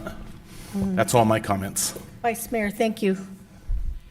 Thank you, council. Thank you for those ideas. Thank you for a thoughtful presentation as well. And I am not opposed to a subcommittee, but if you're saying go ask the state of California to pay for something right now, I think that's going to be. I think I'm more leaning towards grants and what okay. things are available, you know, things that. Yeah, so I'm not opposed to a subcommittee, but I do want to remind us that time is of the essence here. Time is of the essence here, because we're talking about, I mean, and I agree with you, Rick, that, you know, the other cities and the other entities need to have a contribution to this effort. What keeps me up at night is the prospect of something happening after we have been duly warned numerous times, and there's a problem and we can't get, you know, the kids in or out, or or something like that. So I just want to keep this matter at a high level of time is of the essence mode. So if I think maybe a subcommittee might be able to expedite getting down to the core answers on some of these questions, like where's the money? If Chuck were here today, he'd be saying, great, but who's going to pay for it? You know, Chuck. Let me do that. You take it from here, you have to put it over here. Yes. That's what he does. So, I mean, yeah, so I would say, yes, Mayor, it's obviously your call, but I think a subcommittee might be good. But remember, everybody, that time is of the essence. We cannot sleep on this, and we cannot drop this one. I agree. I need to ask a legal question, Mr. City Attorney. We can't make a subcommittee tonight, can we? Can we? No, I would recommend that you To just. put it back on the agenda. Back on the agenda, just Right. create a subcommittee. Yeah, because it's not listed as something we do, but I'll bring that back and we'll do that. And Councilman Carr, you had something? Yeah, real quick, I agree, time is the essence. I think we can do more than one thing at a time, as well as look at these options, that is, the work that's been done that we've already asked.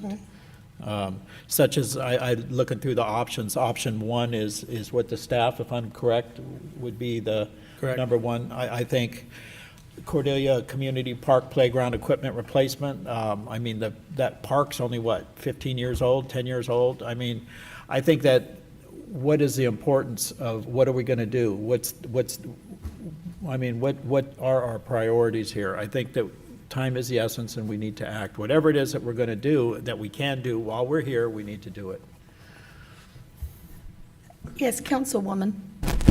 So surrounding the options,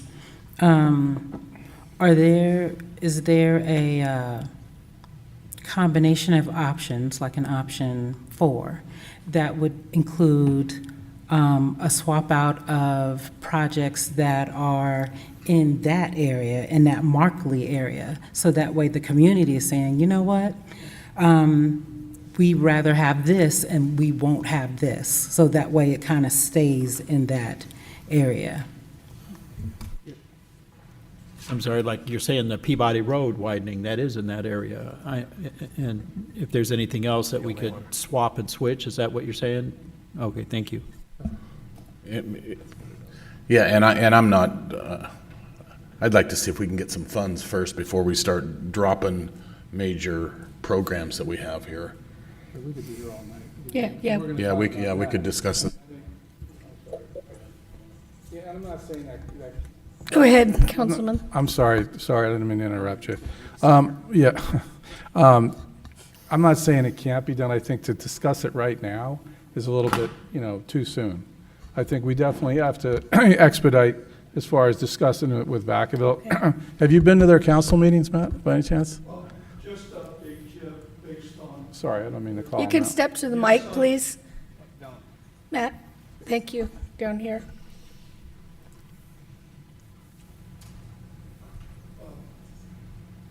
Council member, I always call you Rick.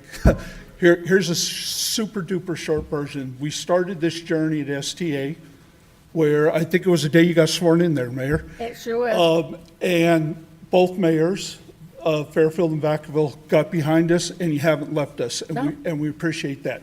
So moving forward, we've had face-to-faces with Congressman Garamente. I think David was briefed by Mitch on several of these and stuff. So the feds actively put in, and they couldn't pull it off. At the state level, we went through Assemblywoman Wilson, she's terrific. She can't get the state of California to move the school times. Do for one, you got to do for all. That's what started all of this, because as you can know, it's gridlock, right? We can't get our kids to school, we can't get them out of there, stuff like that. I would like to say one more thing is I appreciate you, Mayor Moy, because it's been 30 days since I've been here, and me and Mitch are like best friends. We worked together 25 years. I know that you're proactive because he's keeping me in the loop. Yeah. So nothing died there. And then the vice mayor, I appreciate all of you, but you're our rock. We're leaning on you hard. It's your district, and I can tell you that we're going to be sad when you go to another district. And so I want to thank you. And I'm not up here doing a smooth job to try. I'm telling you, Fairfield City Council, I've been to councils, and I was on council for 2 terms, for crying out loud. I think Vacaville City Council and you guys are tied. You're the best. No, we're better. Anyway, go ahead. We appreciate it, but thank you. And if you could keep your end going, this is just my armchair quarterback thoughts. If you could keep your end going and you could drive that subcommittee, and if Dave could really take a look at, just tone it down to the 108 million. Tell STA thank you for that roundabout, but we don't want it, even if we don't have sidewalks right now and landscaping, all that other paperwork. If we can get a good road in there that's safe, we might be able to do this thing for $1.8 million. So, thank you. Sure. No, but I've talked to our District 6, Jeanette Wiley. Okay. And I know Jeanette. and I've talked to the mayor like 2 or 3 times. Okay. And he's as proactive Yeah. as Mayor Moy. Okay. So I think we're going to get somewhere. I really do. We're leaning in. I feel good. I sat back there and listened to this, and I says, man, I hope somebody's put some, David, Mayor, Pam, the rest of you, I appreciate you not just putting this on the shelf for a month. Thanks, Matt. Thank you very much. Take care. So can I make a suggestion? Yes, please. So, hold on. Sorry. All right, Rick? Yeah, I'm fine. I think the subcommittee can,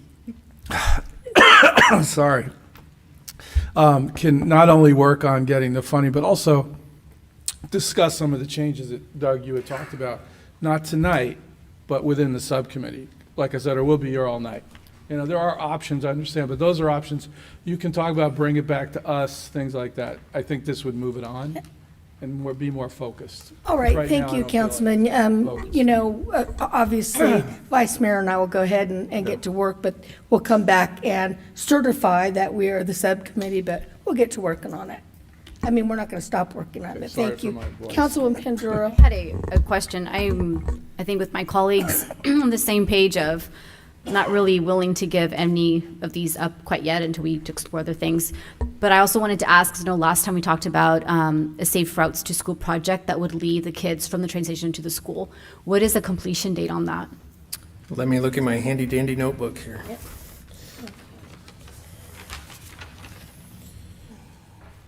So the Travis Safe Routes to Schools and Transit Trail Project, which is completely grant funded.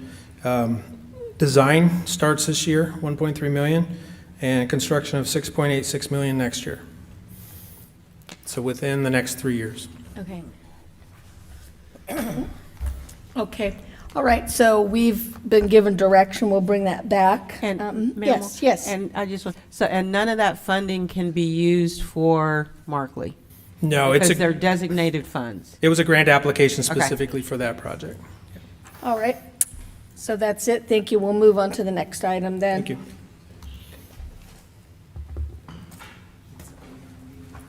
Which is? Item 19. Yes. First reading and introduction of urgency ordinance 2023-09 of the City Council of the City of Fairfield, adding Chapter 12, Article 8 to the Fairfield Municipal Code relating to the protection of critical infrastructure, wildfire, flood risk areas, and youth serving areas. And our presenter is Stephen Conti, our fire marshal. Good evening, Madam Mayor, Vice Mayor, council members, City Manager Gasaway, City Attorney Lim. Thank you. I'm here on behalf of the Fire Department, Police Department, representatives, and this was a collaborative effort. Sergeant Sean Tim and Frank Piro, along with Lieutenant Kelly Rombach, also supporting Chief Marshall, Chief Sturdy, and Chief Lukenbach. I'm asking for your approval and guidance and direction tonight for this new urgency ordinance that's going to be another valuable tool for our city to make it safer 24/7, 365. A principal threat to the public health and safety and welfare is the potential destruction of, damage to, or interference with infrastructure that is critical to the provision. Oh, sorry. Oh, thank you. I don't even need to read this. I'll start over, sorry. A principal threat to the public health, safety, and welfare is the potential destruction of, damage to, or interference with infrastructure that is critical to the provision of public services such as law enforcement, fire prevention, transportation, and utilities, including communication, water, wastewater, stormwater, and waste disposal. The destruction of, and we've had this throughout our city, damage or interference with critical infrastructure, our essential buildings, areas, wildfire areas, youth serving facilities, flood risk areas, as it's named throughout the ordinance. Destruction of these and damage include fire, contamination, flooding, obstructing access for both police and fire or other causes. This debris accumulation and damage to critical infrastructure and surrounding areas is often caused by persons whose activities are not permitted or authorized in or on or near critical infrastructure. Our purpose is to protect the health and safety and welfare of the public by prohibiting the accumulation of this type of debris or personal items caused by camping in or near critical infrastructure, wildfire, and flood risk areas and youth serving facilities. This ordinance is further intended to protect critical infrastructure, all the areas I mentioned before, from nuisance activities and those related to unauthorized activities. The impact. The city has a documented history of issues along various bike paths, essential infrastructure, trails, wildfire, and flood risk areas. I could go on and on about the numerous illegal fires and life safety hazards that we respond to by both police, fire, public works, and other staff members. One of the things the ordinance does is it gives us the ability to remove on a 24-hour notice instead of a 72-hour notice. That is going to be a huge tool for officers, code enforcement, prevention, etc. To put this and summarize it, some of the stats that we've had.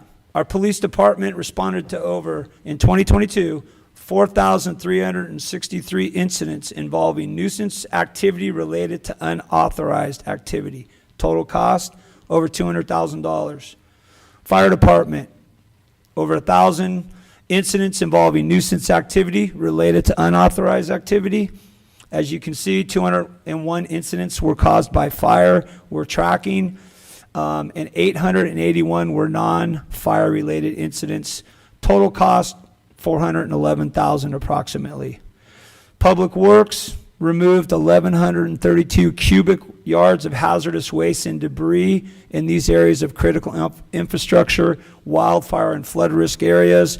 And as you see, that would overfill this chambers by 200 cubic yards. Thank you.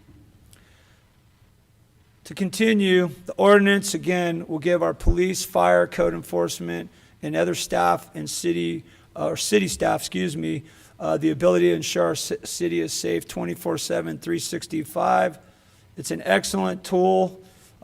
Nothing in this ordinance shall be interpreted or applied to create any requirement, power, or duty in conflict with any federal or state law.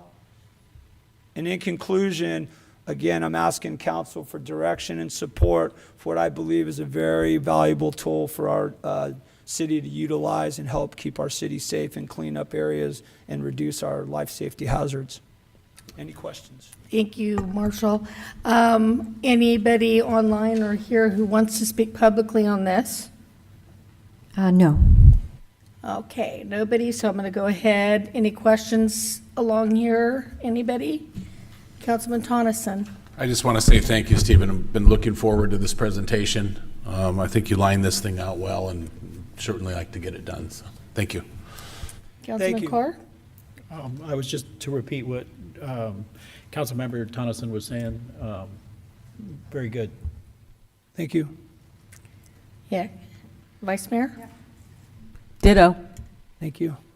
And if I can, sorry to interrupt, I also want to give a big hand to City Attorney David Lim. He helped immensely in this and guided us along the legality issues that we may run into. So thank you, David. Good job, Dave. I just have one word. Hallelujah. All right, and thank you to all staff. I know this was including the city attorney for doing all that. So let's have a motion. So moved, and it got a second. All in favor? Aye. Aye. All right, that was Outstanding. unanimous. Thank you very much. Thank you. Thank you. All Thank right. you. And item 20 was pulled, so we'll move to item 21. Yes.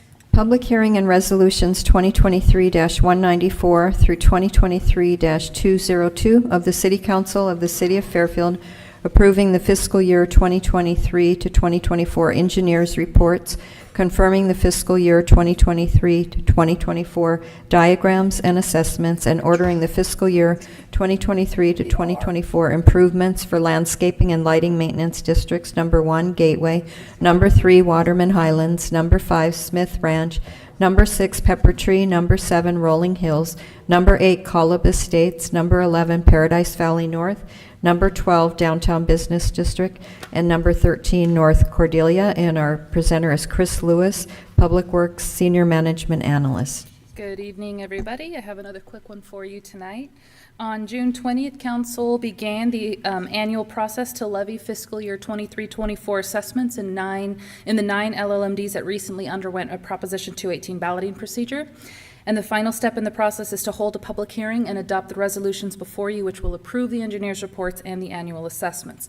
Just as a reminder, 7 of the 9 districts do have general fund loans, so they will continue to pay those loans for fiscal year 23-24 through fiscal year 27-28. Now, in order to maximize the assessment revenues in those 7 districts that did not pass the balloting process, the city general fund will provide a subsidy equal to 100% of the staff costs for these 7 districts. This is based on the amount that was originally budgeted in fiscal year 23-24 as a general fund contribution to each of what would have been the new LLMDs. The city does have sufficient savings to provide this subsidy in fiscal year 23-24, so we'll be bringing back an item to council at a later date for that adjustment. Before we move on to the final step, we do have our Public Works Director, Paul Koschel, to go over some of the reductions that these 7 districts will see over the next year. So I'll let him do that.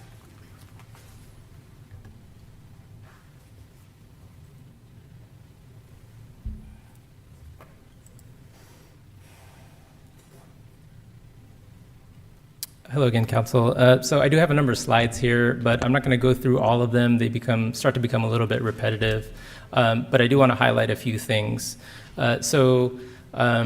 In June, after the results of the tabulations or the ballot process, 218 ballot process, staff began discussions with our 2 landscape maintenance contractors in these 9 districts, which is TerraCare Associates and Dominguez Landscape Services. And one thing to note with Dominguez is they advised our staff a few weeks ago that after the end of this year, December 31st, they intend to stop providing service in Solano County altogether.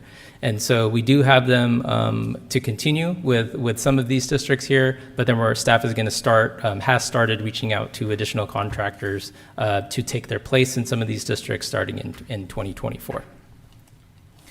The slides here, we have them grouped into say 3 buckets. The first bucket of these 9 districts is the 2 districts that passed. So these 2 districts that passed will be able to continue to provide full service, and that's for Gateway, which is around the mall, and Paradise Valley. Gateway is Dominguez, so Dominguez, they'll continue through the end of the year, and then we'll find another contractor starting in 24. Paradise Valley is TerraCare Associates, and right now the contract for TerraCare ended on June 30th of this year. We've been working under an existing service contract, and then we'll come back in September with a full contract to provide the full scope of services. So the next bucket of districts is Smith Ranch and Kolob. In these 2 districts, while the news districts failed because there was a majority protest, these 2 districts, at least for the remaining calendar year, have enough budget to maintain the existing level of service. So for 2023, no reductions in Rancho Solano, and then for Kolob, same thing. We are going to be seeking proposals from other contractors, because these are both Dominguez contracts.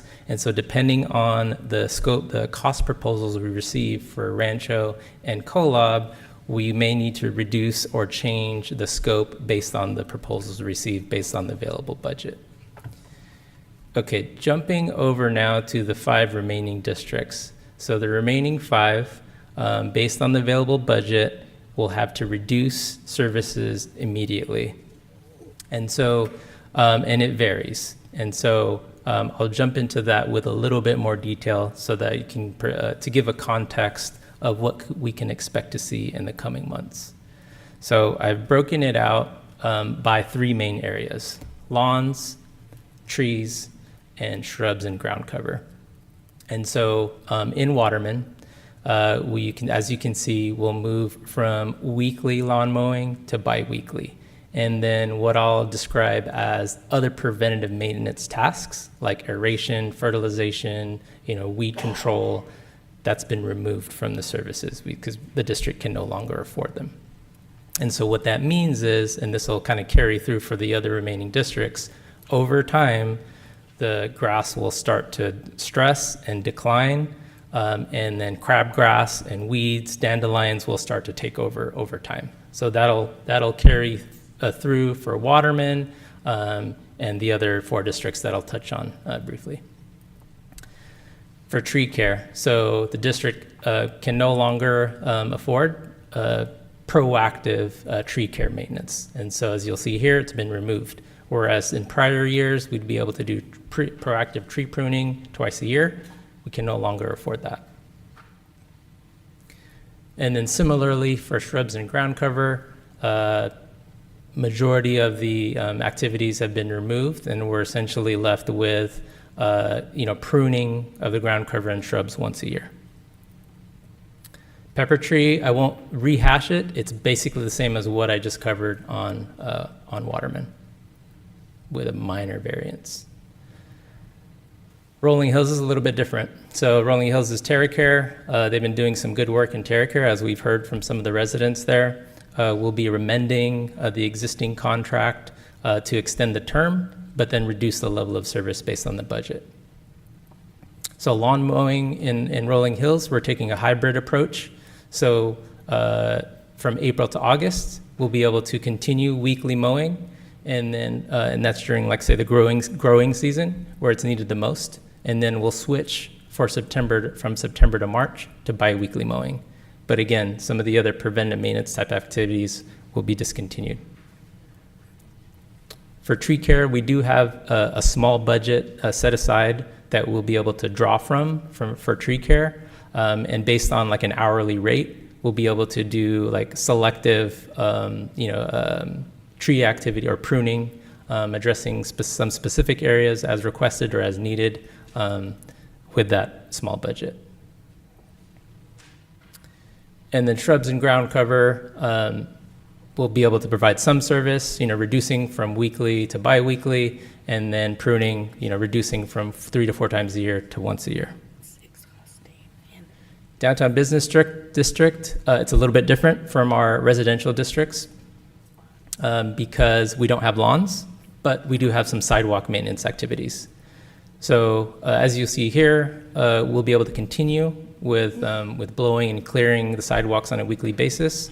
And right now, we provide pressure washing of the sidewalks 6 times a year, before and after the 3 major events downtown: the parade, the July 4th parade, Veterans Parade, and Tomato and Vine.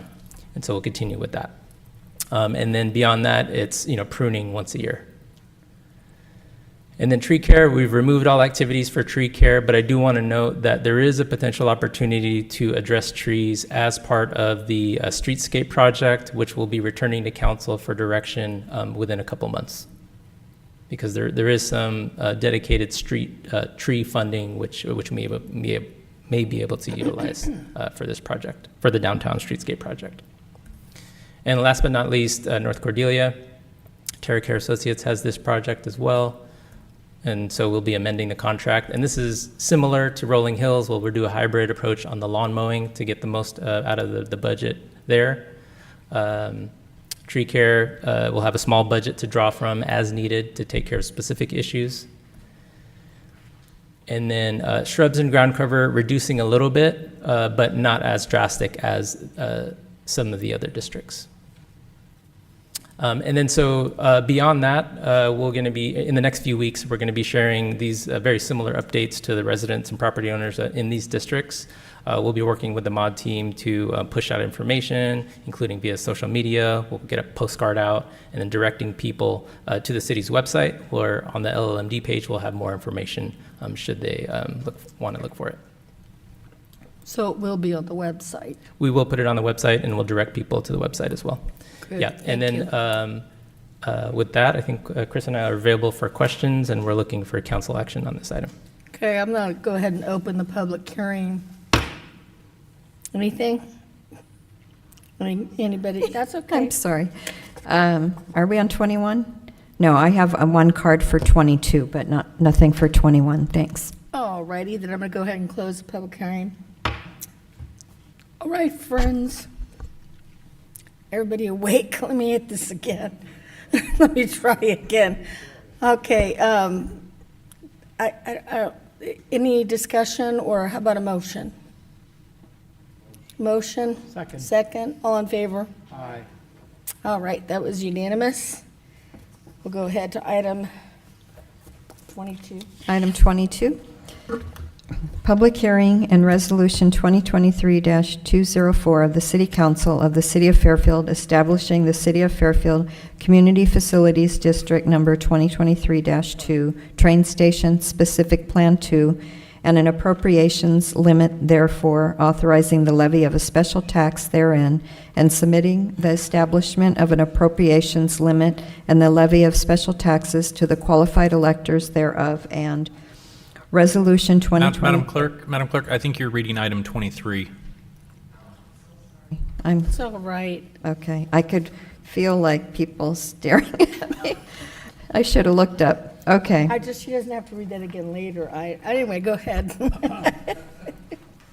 Public hearing, number 22, public hearing and resolution 2023-203 of the City Council of the City of Fairfield approving the pre-annexation agreement between the City of Fairfield and Meadow Creek Group, LLC, and finding the proposed annexation of 6 parcels in Solano County, APN 0180-110 to 120, 0028-182 to 020, 0028-182-150, 0028-191-010, 0028-191-020, and 0028-191-040, totaling 1.64 acres, consistent with the city's general plan and municipal service review, and requesting the Solano Local Agency Formation Commission to initiate proceedings for the reorganization of territory.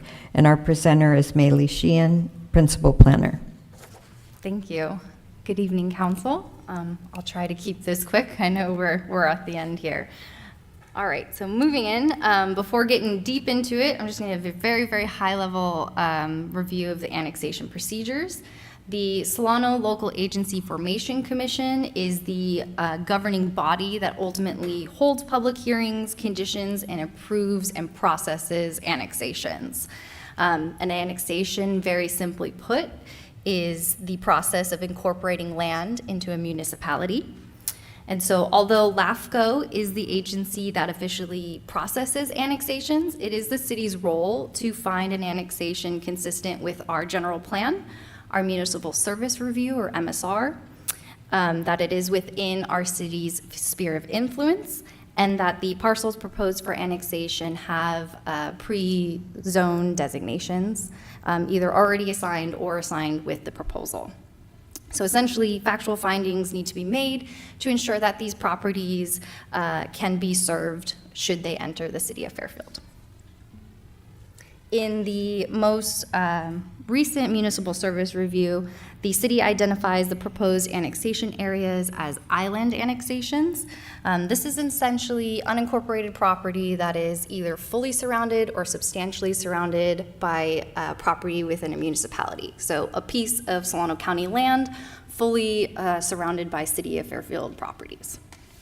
It is highly encouraged that island annexations are annexed into the city, as providing emergency services and utilities can often be very confusing for island parcels. For example, if you have an unincorporated property and you are looking for emergency services, it's hard to know, are you getting the Fairfield Police Department or the County Sheriff's Department? Shifting on, I just want to highlight some big picture items here. In 2021 and 2022, the City Council adopted 3 resolutions authorizing annexation applications to LAFCO. The Blessed Baptist Church was for 2 parcels on Sunset Avenue for the development of a new church. Meadow Creek Group had an annexation for 2 parcels on Pittman Road. There's no development proposed or entitled. And Redtail Multifamily Development had 2 parcels also off of Sunset Avenue for a new 130-unit apartment complex. When these applications were forwarded to LAFCO for review, it was determined that there's only 6 more parcels within the City of Fairfield that are island parcels. So at that time, LAFCO, in partnership with the city and applicant, Meadow Creek Group, decided let's process all these annexations in one application in 2 phases. So the 2021 and 2022 applications are phase 1, and the 6 parcels before you tonight are phase 2. Lastly, I'd like to note that as we started this process for the 6 parcels, city staff did notify the property owners. We noticed them when the application was received, and then we also noticed them that we were going to have an informational meeting on March 25th. We did have that meeting, and although we had a low turnout, we have had property owners contact us over the last several months, including a property owner that attended the Planning Commission meeting last month. So getting on to the proposal, as mentioned, there are 6 parcels proposed for annexation. The parcels are located on Lopes Road, Woolner Avenue, and Hamilton Drive, totaling 1.64 acres. Here are the properties on Woolner and Hamilton. They are all developed with existing single-family homes. And here is the last parcel on Lopes Road. This is also developed with a single-family home. As noted before, the city's role is to determine certain findings can be met to support the annexation. The annexation must be within our sphere of influence and urban limit line. These properties are. There must be full utility and services available. There are existing water and sewer services in the streets for connection, and they are within range with our emergency services. The site must be consistent with our MSR.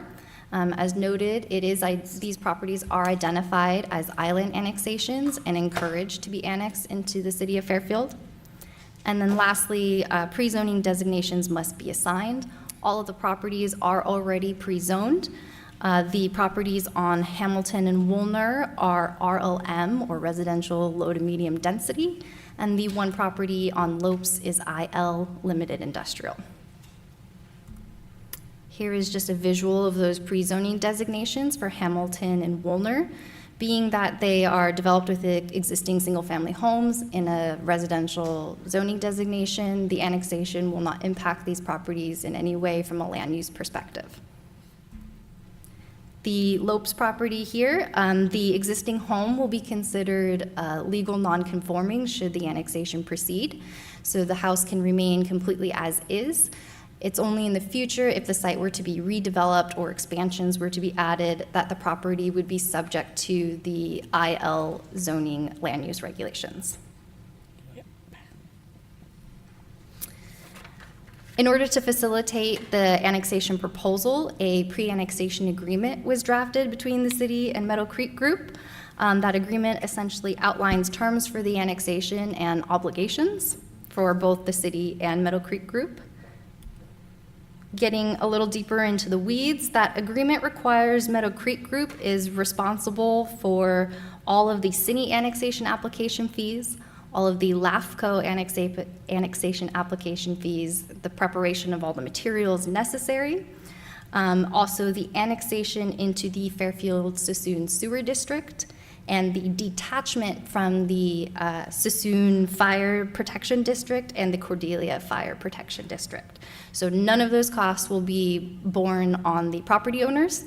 The only cost the property owners would have is in a future when they would like to connect to city water and sewer. That will be their responsibility. However, there is no obligation that they must connect. It's just at a future date when they're interested, those services are available.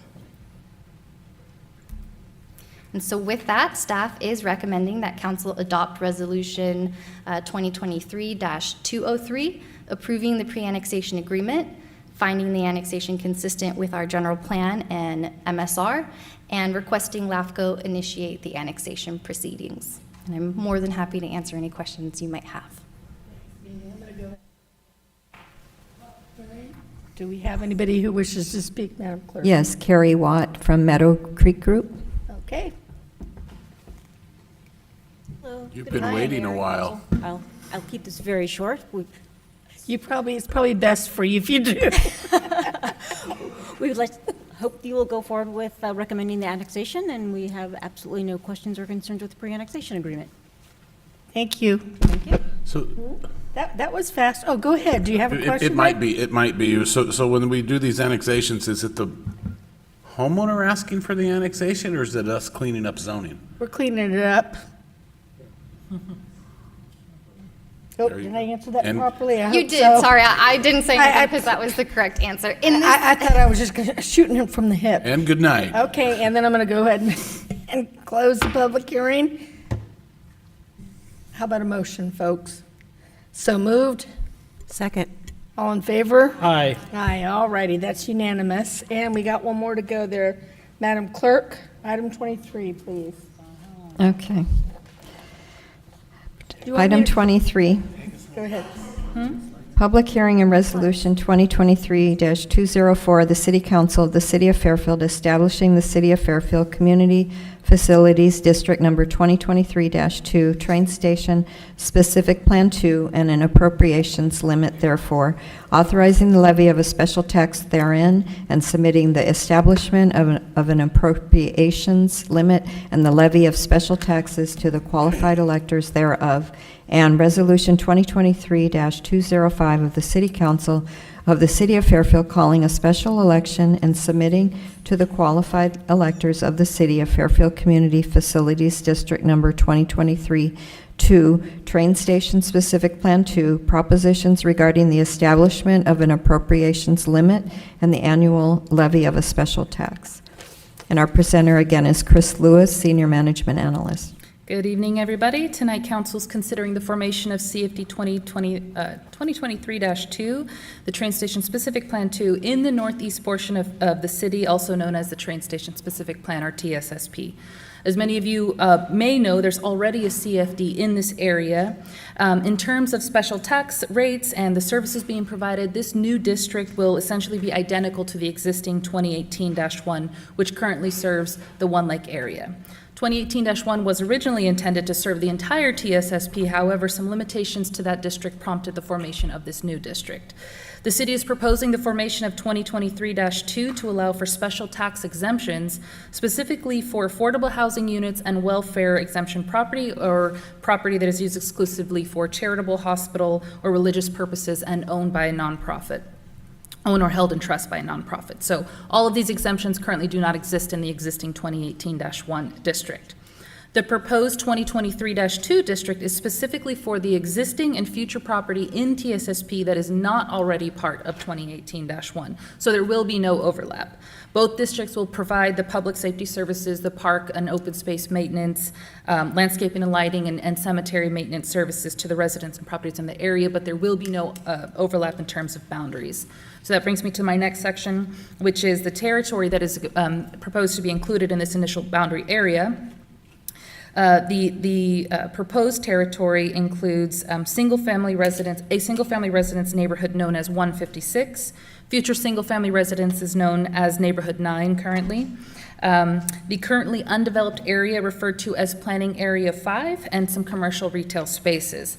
At this time, One Lake family apartments are not included in the initial formation, and that's to allow staff some time to get together and execute a community engagement process to explain to the current residents in that area the annexation process and how the balloting process works for annexation. It's important to note that the TSSP was formed in 2011, and it was always the city's intent and practice for all new development in the northeast portion of the city to be included in a CFD that would provide these necessary services. Developers and property owners were notified at the time of either development or upon the purchase of a residential property of this requirement to annex into a CFD. The only part that's really changing for everybody on a go-forward basis is that these property owners will now be part of this new CFD as opposed to the existing 2018-1.